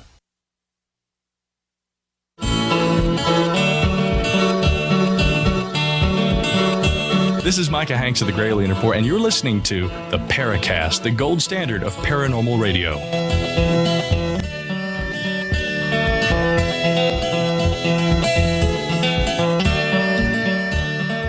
Walter. NIMS organization, they bring with it these German banksters, okay? The very same German banksters that you can point to connected to the Nazi era in the 20th century, these by name, a lot of them, you can connect them to this 19th century NIMSA organization, okay? So it's almost as if the Nazi era was the fruition of what these Prussian nationalists envisioned in the 19th century, of course, in a very dark way. Now, through the whole Nazi experience of the World War II era, this NIMSA has created, in my opinion, this international breakaway civilization that Joseph was referring to earlier. Now, Those who've read my books or read the book Origin, have heard me talk here. Yes, there is another group, I'm convinced, that I call the American group. I sometimes refer to it as the 1903 for a particular reason. I'm still convinced that there is a separate Breakaway that exists that is less involved in the political and conspiratorial intrigues here. They're opposed to this, what I still call the NIMSA. And yes, I think it was the NIMSA / Nazi International that was behind, that third level of 9/11 and such. But there is I'm convinced still that there is an American group that did Breakaway early 20th century. And at this point in time, my position is, honestly, I don't know exactly where they're at or to what extent I can say that they've been involved. They're just kind of out there. For me, the evidence is there that they're out there. But when Joseph and I are talking about this international Breakaway that's pulling the strings, this is the dark Breakaway, in my opinion. This is that NIMSA / Nazi International. And the other group is building the Ark to get the hell out of here. The other group, in my opinion, the other group made that decision over 100 years ago, but they probably dash back in and keep a thumb on the pulse of things. Let me add something just to kind of clarify something that he's saying, and that is that the NIMSA is the group that is connected to the 19th century airship mystery. Yes. So in other words, it's a group that's developing for the day exotic technologies and trying to do so with hidden finance and with an element of secrecy, and it's not connected really to any one country. The airship mystery in this country is in the 19th century. So, just to put that out there, if people don't know what NIMSA is. Mm-hmm. Right. Well, we do have some questions here. Most of them have to do with the tie-in between alien technology and these Breakaway groups, plural. There's one question here. Walter mentioned the Bell, and I do recommend highly Joseph's book, The Brotherhood of the Bell, which looks at the project that was taking place in Czechoslovakia in the latter stages of the war, the Bell Project. We have a question from Dave M., and he's wondering, Joseph, if you believe that the advanced technology in the Bell Project was developed solely by Nazi scientists or with the help of aliens and their technology. Do you think this was all a homespun thing, or do you think they had some help? No, I don't think they had help from aliens. I have a strong aversion to that kind of case, because what that really does effectively, as far as I've been able to tell within the ufology community, as I like to call it, is that it prevents people from going out and trying to rationalize on the basis of human science and the scientific papers of the period, right, whether such a thing would be possible. I've spent most of my time examining the Bell, pointing out that you don't need to go to any sort of alien technology, crashed or recovered vehicles, in order to be able to rationalize the type of physics thinking that may have been behind it, because it's there in the papers of the era. All right. And most importantly, it's there in the thinking of a genius Hungarian electrical engineer by the name of Gabriel Krohn. Krohn points out in 1935, he won a paper at the University of Liège in Belgium for this paper. He won a prize from this university. And in the paper, he argues that the transients and other anomalies that electrical engineers are dealing with, when they're dealing especially with large networked systems and large networked rotating electrical systems, can be explained by the use of the then extant unified field theories like Theodor Kaluza and so on. And what he's really telling you then is that the tensor calculus equations that, Einstein used in general relativity can be used to engineer electrical systems and hyperdimensional types of physics right on the laboratory bench using 1930s electrical technology. That's huge. That's huge. Yeah. So in other words, no, I absolutely refuse to go first to ET as an explanation for all this. That's selling humans short. I mean, we're a lot more clever and smart than the average person realizes. Exactly.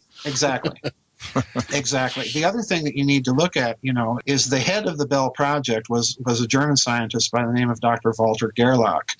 And Gerlach was an internationally known, well-respected physicist during the era. And Gerlach's interest was in things like gravitation, electrical polarization, spin polarization, and so on and so forth. So he's the perfect sort of scientist to head up a project like this. So yeah, it's there, in the record if you bother to look. But you're not going to bother to look for that record if, in fact, you think that everything exotic is due to a crashed and recovered extraterrestrial vehicle, for which the evidence in the Nazis' case is threadbare at best. Yeah, I don't care if a UFO crashed in the Black Forest in 1931. There were a lot of very, very smart scientists and engineers in Germany during the time period. I mean, Einstein, you could count among them, even though he emigrated because he kind of read the writing on the wall and got the hell out of Dodge, basically, as did others. But when you look at the tremendous technological advances that emerged from the German war machine in World War II, a lot of that technology, even though some of it was kept in the public realm with rocketry and a few things, there were some projects like the Bell Project. There were some projects that went underground and were appropriated probably by ourselves and possibly the Soviets. That then there was a huge technological push to realize the progress that had been made. And I think we really do ourselves a disservice to think that we need the help of E.T. to do anything advanced and exotic. We need to remember that the Nazis set up, long before the war, after they came to power, the Nazis set up essentially the Nazi version of DARPA, the Defense Advanced Research Projects Agency. They set up this kind of secret weapons think tank under the command of an SS general by the name of Hans Kammler. And Kammler, when he was put in charge of this think tank, basically freed all of the involved scientists from any sort of adherence to Nazi party dogma. He just said, forget about all that stuff. Just brainstorm your way to, all of these exotic weapons. In other words, he created a culture, a climate where thinking out of the box was welcomed, even if it meant thinking outside the Nazi box. It's interesting to me that after the war, President Eisenhower creates ARPA, later DARPA, which in effect is an American kind of mirror organization of what Kammler's group was expected to do. So yeah, in that climate, you're going to see all sorts of things happen. You're going to see the development of heat-seeking rockets, which they did. You're going to see the development of television-guided missiles, which they did. All of this stuff. So we don't need to go to E.T. to explain all of it. Do you think there are any ETs out there? Sure. I have no problem with it. Agreed. Okay, just kind of checking on the theories here. So the existence of ETs is separate from the existence of UFOs? Not entirely, but probably about 90% is the number I've thrown out there in the past for what people have seen here. Yeah, my rule of thumb, Gene, is does the physics evident in a UFO event compel you to the conclusion that it must be extraterrestrial?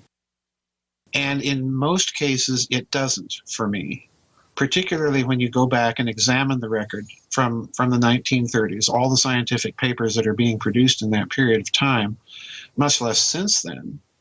When you examine the record and look at it that way, it doesn't present to me a compelling scientific conclusion that all of these things have to be ET.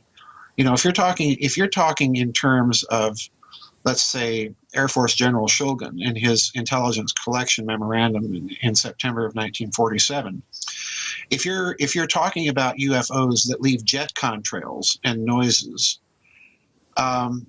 and traveling, at Mach 1 or better, this isn't fast enough to be something from another planet, much less another star system. So, in other words, what I'm saying is the physics and engineering doesn't compel you to ET. Joseph Farrell, Walter Bosley, Gene and Chris, you're in the Paracast.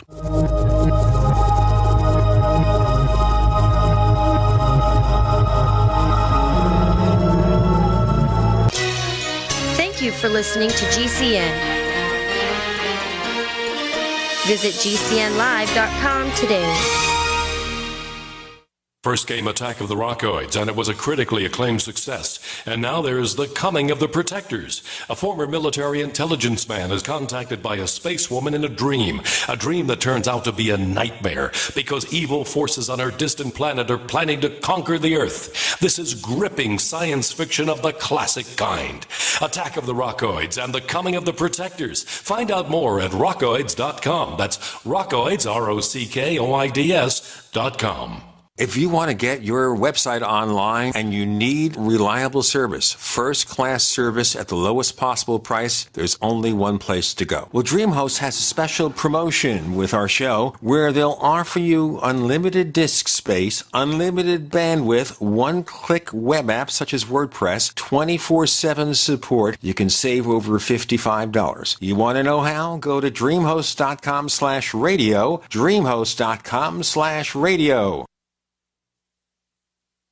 Looking for that edge during those intimate moments? We see many ads for enhancement, but the side effects include death. At GCN Team, we should change the Healthy Body, Brain, and Heart Pack to the Healthy Libido Pack. The brain and heart are not the only organs that require a healthy vascular system. For proper blood flow at the right moment, go to GCNteam.com or call 877-878-4203. That's 877-878-4203. That's 877-878-4203. Hunters, anglers, campers, and survivalists. Get back to nature. Expand your horizons with the highest quality, most versatile, unique slingshots and sling bows on the market at slingbow.com. Sling bow products are compact and models start from just $17.98. They're perfect for your bug out bag or storing in your vehicle. Give yourself and your loved ones the excitement and tradition of sling bow. A new frontier in archery and truly modern twist on this primitive survival tool. Feel the thrill only at slingbow.com.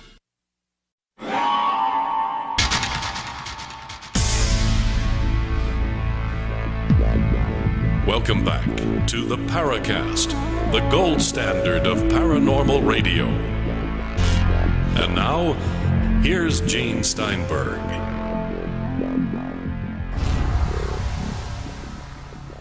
So, E.T. Well, if you look at the Shulgin Memorandum of 1947, there's actually two versions of it out there, and I go into dissecting this document in my book Roswell and the Reich, and I spend a lot of time with it because there's two versions. One very self-evidently fraudulent, because the fraudulent version is the version where you have phrases injected into the document that are pointing at ET, but the original document doesn't mention ET at all. In fact, the original document, if anything, is more concerned about trying to figure out just exactly what the Nazis were up to during the war. So if you read the fraudulent document, it reads, well, this is all ET, and we need to go find out where the Horton brothers are, and my reaction to that is, what? Say what? The Horton brothers, the designers of the flying wing? What have they got to do with this? But if you take all those phrases out and look at the document as Shulgin originally penned it, there's no mention of ET. What there is there's mention of some exotic technology that they've encountered. You get the impression from the document that they suspect it's Nazi in origin, and we need to find out where the originators of some of this exotic-looking stuff are. And, I'll tell you where they were. They were down in Argentina, working on secret stuff for Juan Perón. So it's interesting if you really want to stop and do the analytical thinking for some of these documents that have been touted by the ET ufology crowd and really sit down and analyze them and use a little bit of common sense, they're telling you something very different from what the ET crowd wants you to say and accept about them. They're telling you that there's an aspect of Nazi technology that was hidden even to the high American brass after World War II, and they had to go out and find it and find out what was being done with it. Wouldn't that be perfect fertile ground for societal manipulation to have everybody believe that it's actually ETs coming in flying craft around our skies as an effective smokescreen to hide exotic technology as it's being developed? Exactly. And that concept there is why I say that is one of the reasons why I say I'm convinced for multiple reasons, but why I say that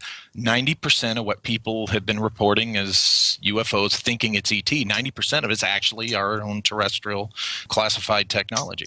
Right. We get the size argument many times with, these large mile-wide triangular vehicles and so on. I hear the size argument. Well, human beings couldn't possibly build anything that size.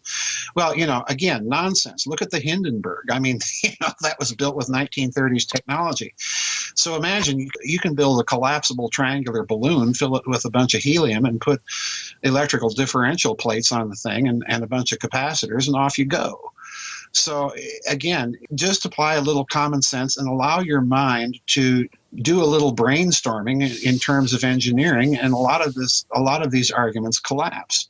So you have to look at the physical clues in human science before you can leap to ET.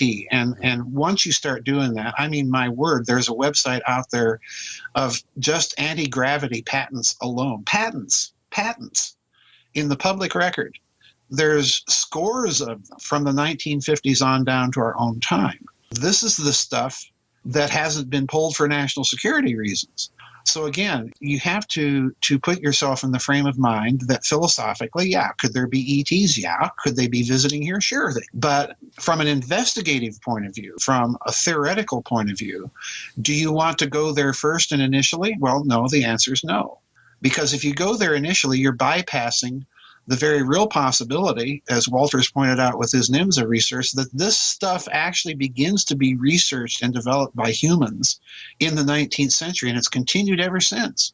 I bet you Stephen Greer and David Wilcock and those folks have not read your books, because if they had, I think they'd be a little bit more circumspect with some of the wild whistleblowers that they trot out every 6 months, claiming there's a space war with aliens and going on over our heads. They won't read the books. No, they won't. That's the point. They will not read the books. These books are too inconvenient to their shtick. And it's not only that. You mentioned something else, Chris, that's very important. You mentioned the term whistleblowers.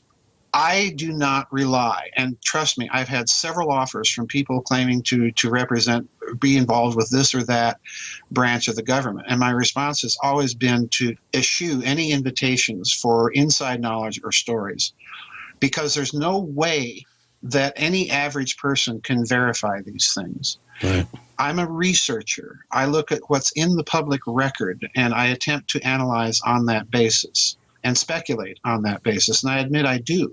But it's at least an argued speculation, rather than relying on somebody getting in front of a camera and saying, I'm a whistleblower, I used to work for such and such an agency, and I saw this. Because at best, this is hearsay testimony. I'd like to throw in there, too, not just, like Joseph said, the average person, but to be honest, even those of us who have been in, that classified world, it's difficult for those people to even prove anything, thanks to compartmentalization, which, by the way, I'm not opposed to. Compartmentalization is how you maintain operational security. Exactly. But a lot of times people say, well, this guy, he was this and he had that clearance. He can know all the answers. Well, I'm one of those guys who had the clearance, and I've always been honest. I can't tell you that I know the whole picture. There's some things that, of course, I'm not going to talk about because they have to do with defense technology, and I'm by law committed to not talk about those details. But, so before people jump to ET, they do need to consider that there is more likely a very terrestrial source and origin for these things. And I find that just as fascinating as the ET hypothesis. I mean, think about it. That puts a whole new spin on human history that some people are taking a look at, and but a lot of people aren't, because ET is more fun. Most people are falling for the manipulation, the pop culture programming that's been rampant all the way back into the 40s, really. I think once these possibly exotic technologies were trotted out to see what kind of response they would get from the unsuspecting public, I think the powers that be instantly saw, hey, this could be a really good smokescreen cover for these technologies and for these programs to allow people to just kind of fantasize and go into sci-fi land and think that we're being visited and the rest of it. Sure, there's probably millions, billions of civilizations out there in the cosmos, but like I've said so many times on this show, the very fact that they haven't visited here shows how intelligent they are. because you would want to visit a place so so rotten and don't get me started. You mean why would they want to visit here? Because why would they want to visit such a primitive, unevolved, misogynist? But that destroying the ecosystem. I don't buy into that. We're such terrible, unworthy. You know what? Here's my view. Those ET guys out there. You point to one that's so much better than us. I tell people all the time, just because they might have developed a technology to get themselves from one planet or one star to the next. I mean, look at it. What do we develop most of our technology for? Primarily for warfare, right? For military. Right. Yeah. Well, what makes them any different? Just because they're able to come here from a far place doesn't suddenly bathe them in moral purification. Yeah, I have to agree with Walter here. Just because you're technologically advanced, there's no logical connection between technological advancement and spiritual advancement. I was referring to this in the vernacular of the benevolent space brother crowd. Right, I think that the thing that would be most attractive to an outside civilization would be the wonderful biodiversity here. Right. And we are the most detrimental thing to that environment, to this wonderful diversity. Well, yeah, if they're benevolent space brothers, the argument holds. Why would they want to visit a planet like this? If they are.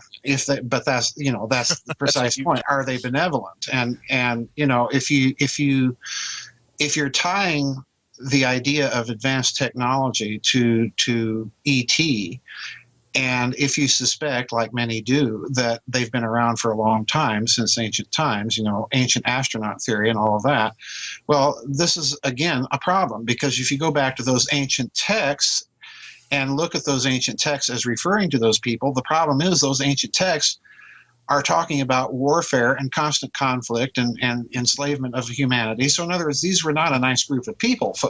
Okay. More to come with Gene and Chris. You're in the Paracast. First came Attack of the Rockoids, and it was a critically acclaimed success. And now there's The Coming of the Protectors. A former military intelligence man is contacted by a space woman in a dream that turns out to be a nightmare because evil forces on her distant planet are planning to conquer the Earth. This is gripping science fiction of the classic kind. Attack of the Rockoids and The Coming of the Protectors. Find out more at rockoids.com. That's Rockoids, ROCKOIDS.com.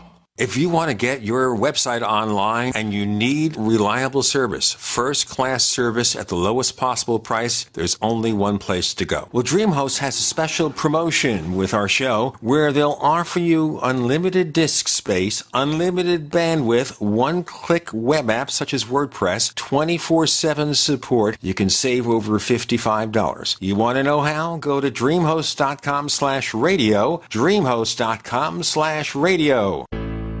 Do you or someone you know suffer from chest pain, blood pressure, cholesterol, or irregular heartbeat? Are you looking for a more natural solution to overcome these health challenges? You hear the ads all the time. If this stuff's so good, why doesn't my doctor prescribe it? That's easy. There's more money in treating symptoms. Extendivite Heart Tonic does want you to be as healthy as you can be, and it really works. Take Extendivite for 6 months and your doctor will say, I don't know what you're doing, but don't stop. It's working for you. Get the dependability of Extendivite. Just see how you feel in 6 months. A 2-month supply of either capsules or liquid is only $69.95 plus shipping and handling. Call 1-877-928-8822. That's 1-877-928-8822 or visit heartdrop.com. Extend your life with Extendovite. Worried about lead, fluoride, and other contaminants in your drinking water? Get a ProPure with the Pro 1G 2.0 cleanable reusable filter and remove up to 200 contaminants. Drink water the way nature meant it to be. Clean, crisp, and refreshing. See the complete line of ProPure products, including the new ProMax shower filter. There's a ProPure for you. Visit your authorized ProPure dealer for details or ProPureUSA.com. That's ProPureUSA.com. My computer is so slow, it's making me crazy. I used to have that problem. Did you quit using a computer, or did you buy a new one? No, I called Geeks On Site. They made an appointment to visit my home and showed up the same day. You mean they didn't ask you to bring your computer to a shop? That's what happened when I called a support company. Geeks On Site can go to your home or business or even repair your computer online. They have 24/7 emergency service. If you are having problems with your PC or Mac, call Geeks On Site, 1-800-591-1682. Our friendly certified computer repair experts are available 24/7. Call now for a free diagnosis, 1-800-591-1682. Data recovery, virus removal, and maintenance for all laptops, desktops, printers, and networks. That's Geeks On Site for friendly certified computer repair experts, available 24/7 over the phone or in your home or business. Just call 1-800-591-1682. That's 1-800-591-1682, 1-800-591-1682. Are your Google search results killing you? Unflattering content in blogs, news articles, online reviews, social media, or other sources can jeopardize your reputation, your business, and your livelihood. Let Reputation.com help. Our patented technology will make the truth about you more visible while pushing down unwanted negative content. Improve your Google search results. Call Reputation.com at 1-800-831-0771 for a free consultation. That's 800-831-0771. We'd like to hear from you. If you have a comment or question about the Paracast, send it to news@theparacast.com. That's news@theparacast.com. And don't forget to visit our famous Paracast community forums at forum.theparacast.com. You're on with Gene and Chris and Dr. Joseph Farrell and Walter Bosley. And Chris, you have something to pick up on. I do. We have a question from Chuckleberry Finn, who posted at the question bank at forum.theparacast.com, where our listeners get a chance to ask our esteemed guests questions. And this one has to do with the whole concept of ultra-terrestrials, or as Mac Tones coined the term, crypto-terrestrials. Do you think there's any possibility of a link between a hidden tenant in the building and this so-called breakaway civilization? My quick answer is yes, I think there's a possibility, and that's what I'm exploring in my new book that I'm working on. And I'll throw it to Joseph. Well, I definitely think there is. We can't narrow our thinking, at least at this stage, in my opinion, to just the idea of extraterrestrials. I think the possibility definitely exists that if there was a very, very high ancient civilization, that if it blew itself apart, at least some of those people may have decided to go underground, maybe underwater, who knows. But we have to at least admit the possibility. The other thing you ask is, could they be in the building, so to speak? Could they be part of the breakaway civilization? That, to me, is one of the most interesting questions in all of this. If you look at the ancient texts, if indeed we're dealing with another group of people in the gods and so on, what's very self-evident from the text is that they look like us and walk like us. All right? In other words, they're kind of our genetic cousins. There's another group out there in the genus Homo sapiens that may be Homo sapiens Sophia or something, some species slightly different from humanity. And if they look like us and walk like us, could they be therefore infiltrating us? Well, the answer is yes. And I think this is perhaps, if you want to speculate wildly here for a moment, this is perhaps why you see so many companies, including government agencies like the FBI, getting on the bandwagon and supporting the development of technologies that allow you to do genetic sequencing in the field and on the spot. In other words, you don't have to wait days to send off a genome to a laboratory. You'll know pretty much the entire genome from a field test.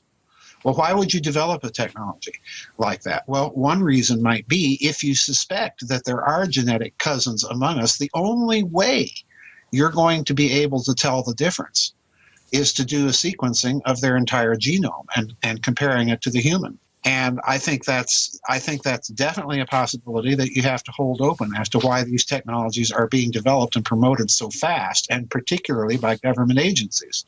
So yeah, am I alive to the crypto-terrestrial possibility? You betcha. Yeah. Here's a couple of more questions from Chuckleberry Finn. Love the name. Been a long-time poster since 2007 at forum.theparacast.com, where you can ask questions of our guests. And he's wondering, is there any sort of infrastructure of this breakaway civilization in the world today that we actually can see? And any adds, or has Berkshire Hathaway already purchased all the prime real estate?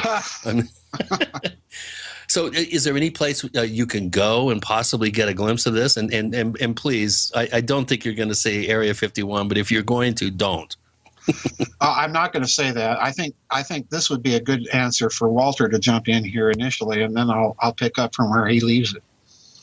Well, I would say look to your stories of anything where the government, particularly the military, has been doing anything underground. That's what I've been diving into the last month or so more deeply in what I'm researching for the next book, because if you look at that, and if you look at the money trail, which should be familiar to Joseph's readers and my more recent readers, you will also see evidence of things that have to do with places here on the planet that most people aren't going to have access to or can't gain access to. I would say look at the moon too. There's all sorts of stories about what's really going on the moon, and I think there's something to that idea of what's really up there, who's really up there, what are they really doing.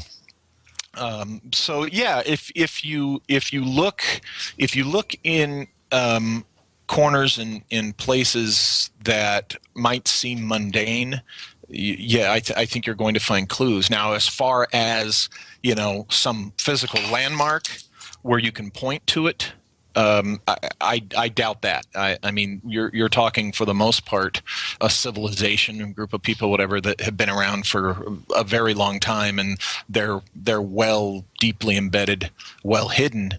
But even any modern access, you might say.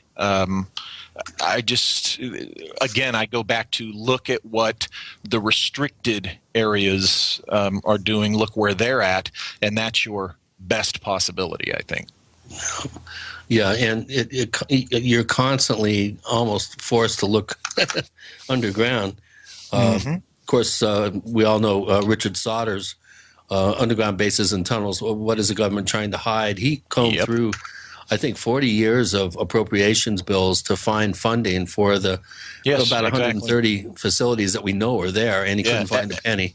And excellent research, I might add. In yeah, fact, very I would good say research. That, and I'll be talking about this in the new book. People ask, who before Richard Dolan might specifically have been, finding this stuff, and I would argue that Sauter's work is the one guy I can immediately point to that really he was coming across this stuff big time. Yeah. And I agree. Here's an interesting question again from Chuckleberry Finn. Does the breakaway civilization have its own system of government, its own laws, elected officials, and the rest? Of course, that's kind of hard to answer, but can anyone who is not a citizen of the breakaway civilization marry into it? If so, why haven't we seen any paparazzi photos of Scarlett Johansson walking hand in hand with David Rockefeller, the Queen of England? Who wants to tackle that one? I think if you're talking in terms of civilization, and particularly in the sense that Dolan first proposed the idea, that the answer to that question has to be yes, because the idea of a civilization implies certain cultural norms, certain types of behavior. It implies a certain kind of hierarchy within it. Certainly, if we're maintaining the idea that this thing evolves from decades of Black Projects research, it's also going to have its own command structure, its own way of handling things like compartmentalization and so on and so forth. So my answer to that would be absolutely yes. Mm-hmm. Does that mean that it would have the ability to marry into it? My suspicion is, and has been all along, that this civilization, let's go back to the Nazis here for a moment. If you look at what they were doing in their underground bunkers and laboratories and factories and so on, they essentially had a two-tiered society. We've got more to come with Joseph Farrell. And Gene and Chris, you're in the Paracast.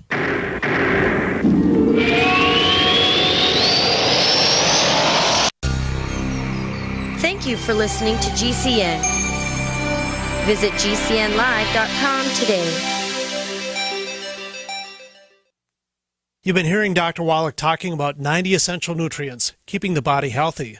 GCNteam.com now has Beyond Tangy Tangerine tablets, 60 plant-derived minerals, 16 vitamins, 12 amino acids, packed in a powerful tablet. But that's not it. 160,000 auric points, a knockout punch to free radicals. Call 877-878-4203 or go to GCNteam.com. That's 877-878-4203. By now you know that wireless technology like cell phones do in fact pose dangers to the health and privacy of everyone. Block-It Pocket's wide range of products are unmatched in providing the protection you deserve. No scare tactics, just common sense. BlockItPocket.com offers quality American-made options to alleviate and eliminate these invisible dangers. Learn more at BlockItPocket.com or call 888-315-9618. BlockItPocket.com, enhancing health and privacy. I'm Nick Soboleski, a Select Quote agent with a true story that could save you hundreds of dollars a year. A woman named Linda just called. Her husband, Ray, has a $300,000 group life insurance policy, but is changing jobs and can't take it with him. Well, I impartially shopped the highly rated term life insurance companies we represent and found Ray, who is 41 and takes medication to control his cholesterol, a 10-year, $500,000 policy for under $26 a month. That's almost twice the coverage for less than half of what he had paid. If SelectQuote hasn't shopped for your life insurance, you're probably paying too much. For your free quote, call 1-800-403-4885. That's 1-800-403-4885. 1-800-403-4885. Or go to SelectQuote.com. We shop, you save. Get full details in the example policy at SelectQuote.com/commercials. Your price can vary depending on your health, issuing company, and other factors. Not available in all states. Are you worried about your mom or dad living alone in their house? Hi, I'm Joan London. Listen, I know how difficult it is to find senior care for someone you love. That's why I recommend a free service called A Place for Mom. They are the nation's largest senior living referral service. Call A Place for Mom today. To receive free information on senior living communities in your area, call A Place for Mom at 1-800-704-6182. A Place for Mom offers free one-on-one advice from local advisors and a personalized list of senior living communities you can visit. If you have questions about senior care for your mom or dad, there's a place for answers, A Place for Mom. Call A Place for Mom in the next 10 minutes to get your free ebook on financing senior care as well as free information on senior living communities in your area. Call 1-800-704-6182. That's 1-800-704-6182. Dangerous blood clot device alert. If you or a loved one had an IVC filter placed to prevent blood clots from traveling to your heart or lungs and suffered an injury, you may be entitled to substantial financial compensation. The FDA warns that IVC filters may cause serious complications, such as heart or lung damage, internal bleeding, and even death. These dangerous blood clot devices can break, and the metal fragments can travel to your heart or lungs, causing serious injuries. If you or a loved one suffered organ damage or other injuries from an IVC filter, you may be entitled to substantial financial compensation. Act now. Time is limited to file a claim. For a free consultation and free information, call Injury Help Desk at 800-478-1507. 800-478-1507. 800-478-1507. This is an advertisement. Paid non-attorney spokesperson. InjuryHelpDesk.com is responsible for this advertisement. Principal office, Las Vegas, Nevada.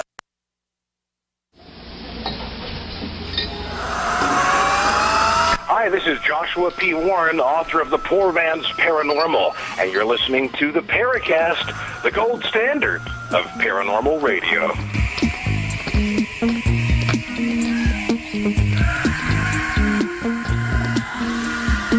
And even we've got Walter Bosley, but Joseph Farrell was in the middle of a long explanation here, and I didn't want to ignore Walter, but here we go. Well, yeah, if you look at the Nazis, you're dealing with essentially a two-tiered breakaway civilization. You've got the SS people that are running it. You've got their technocrats, their scientists, and so on that are doing the actual nuts and bolts research and so on. And then you've got all the slave labor that is actually building it for them. And I strongly suspect that this breakaway group has a similar structure. In other words, there are the technocrats, the scientists, the managers, and so on of all these different projects. You've got the military people providing security, intelligence, and so on. And then you would probably have a vast amount of let's call them worker bees that are assembling this stuff. And you're going to bring in a few people and you're going to make it possible for them, to marry and so on and so forth. But I think that will be strictly controlled. In other words, can someone from outside marry into this and be a part of it? Chances are highly unlikely.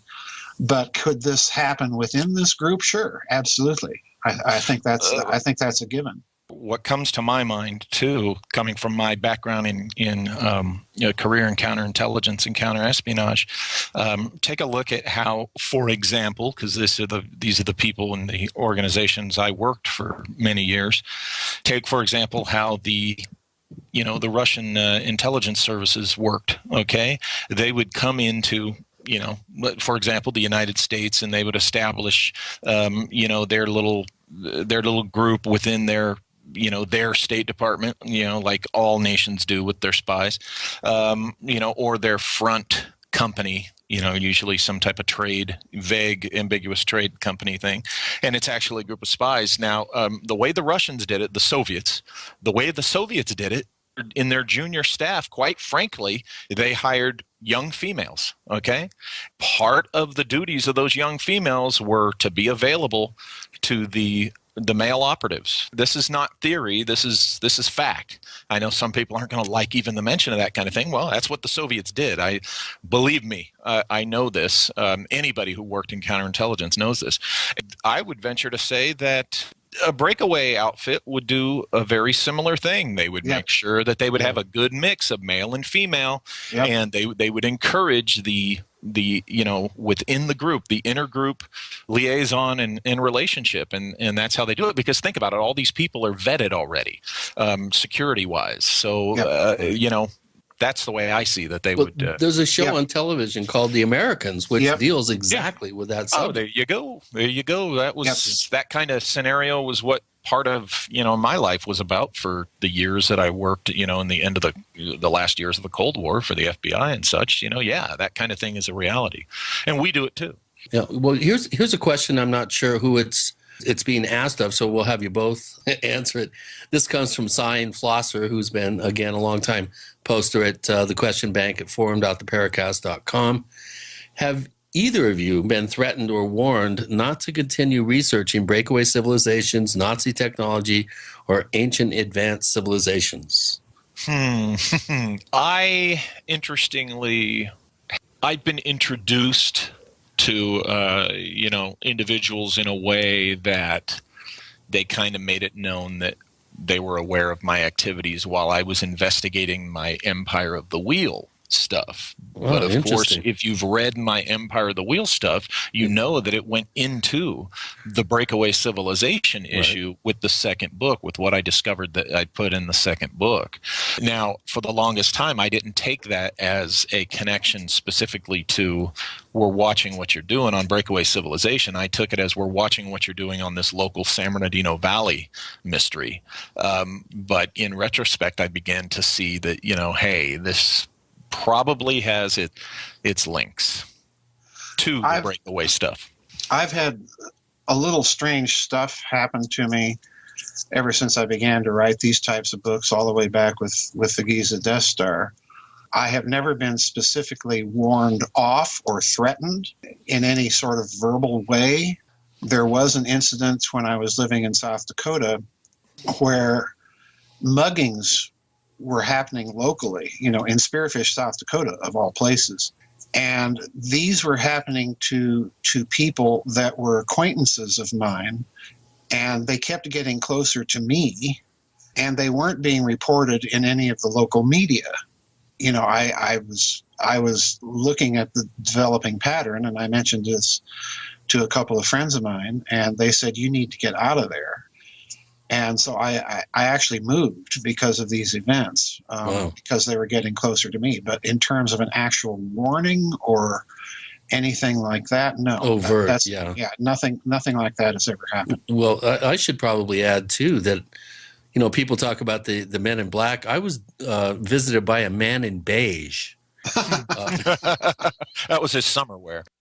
I was going to say, well, forget it. Well, I was going to say that, you know, out of all the years that I spent digging into, undocumented, unexplained military activity, the possible flying around of exotic human technology, that sort of thing, I never had any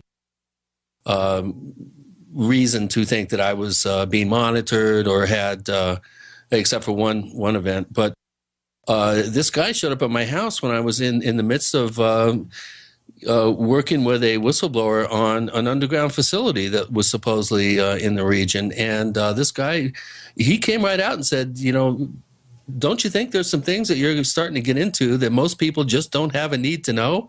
Maybe you should start questioning your motivation.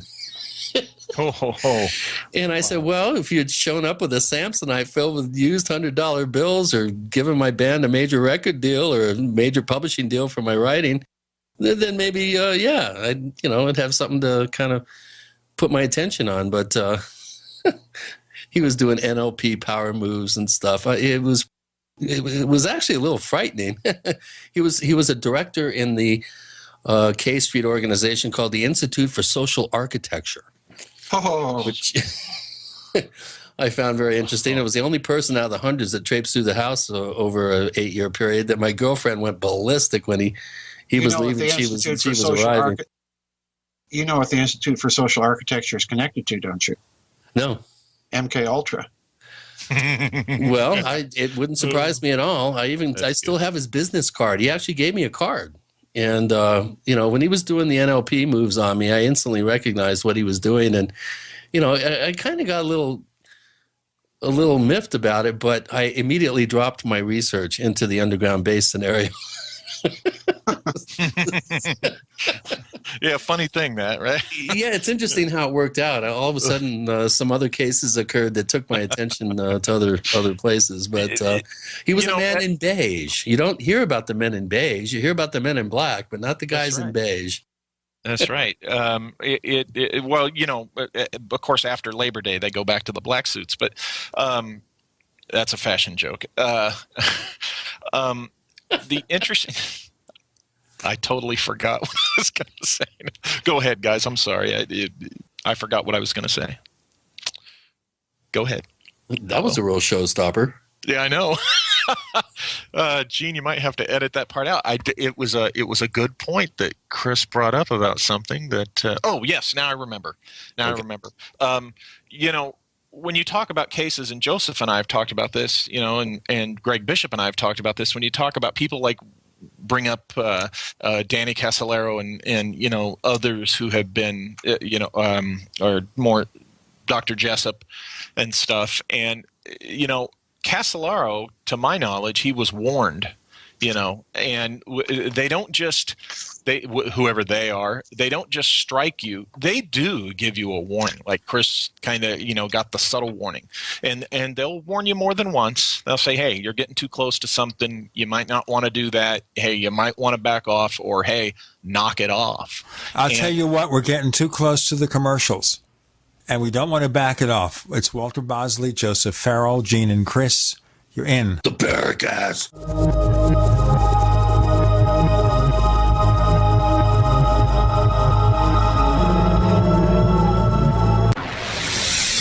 You are listening to GCN.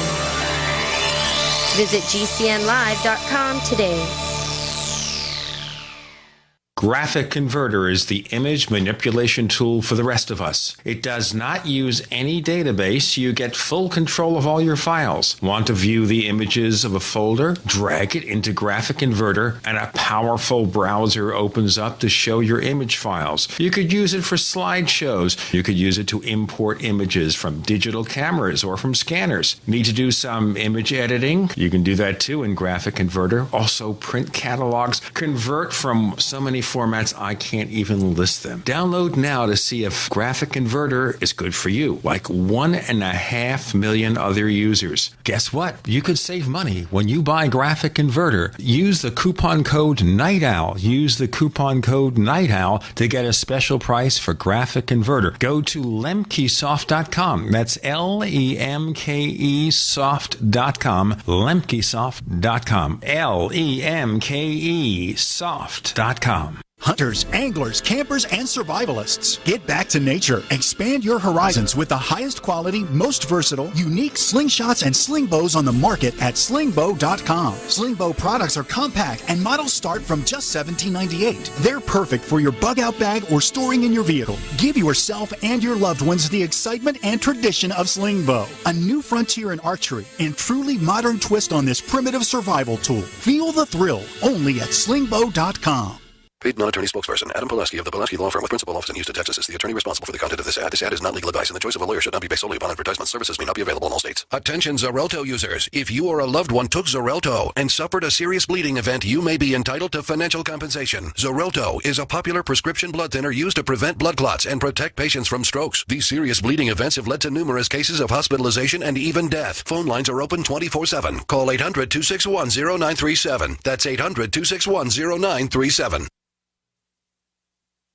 We use mobile devices right against our bodies every day, but growing scientific evidence has emerged showing serious health risks associated with exposure to EMF radiation emitted from these devices. The solution is Defender Shield, the most effective mobile radiation shielding ever developed. Defender Shield blocks virtually 100% of EMF radiation from cell phones, tablets, and laptops, and starts at just $64.99. Buy now at DefenderShield.com. For 10% off, use promo code GCN. DefenderShield.com, the worldwide leader in mobile radiation shielding. Hi, Peter Vaccaro for ParanormalDate.com. Are you looking for love in all the wrong places?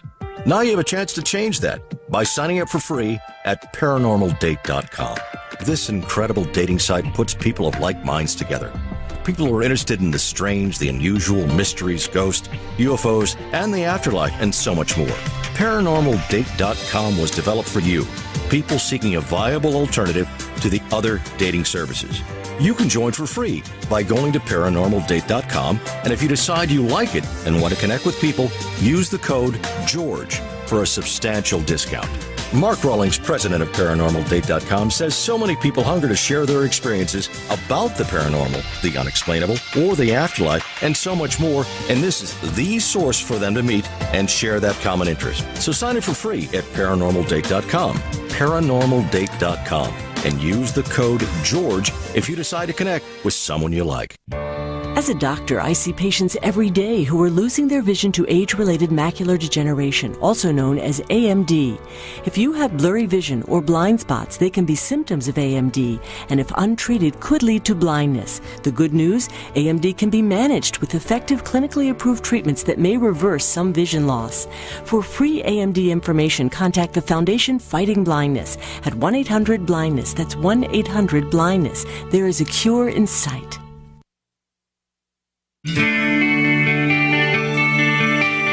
This is Jerome Clark, author of the UFO Encyclopedia and other books. You're listening to the Paracast.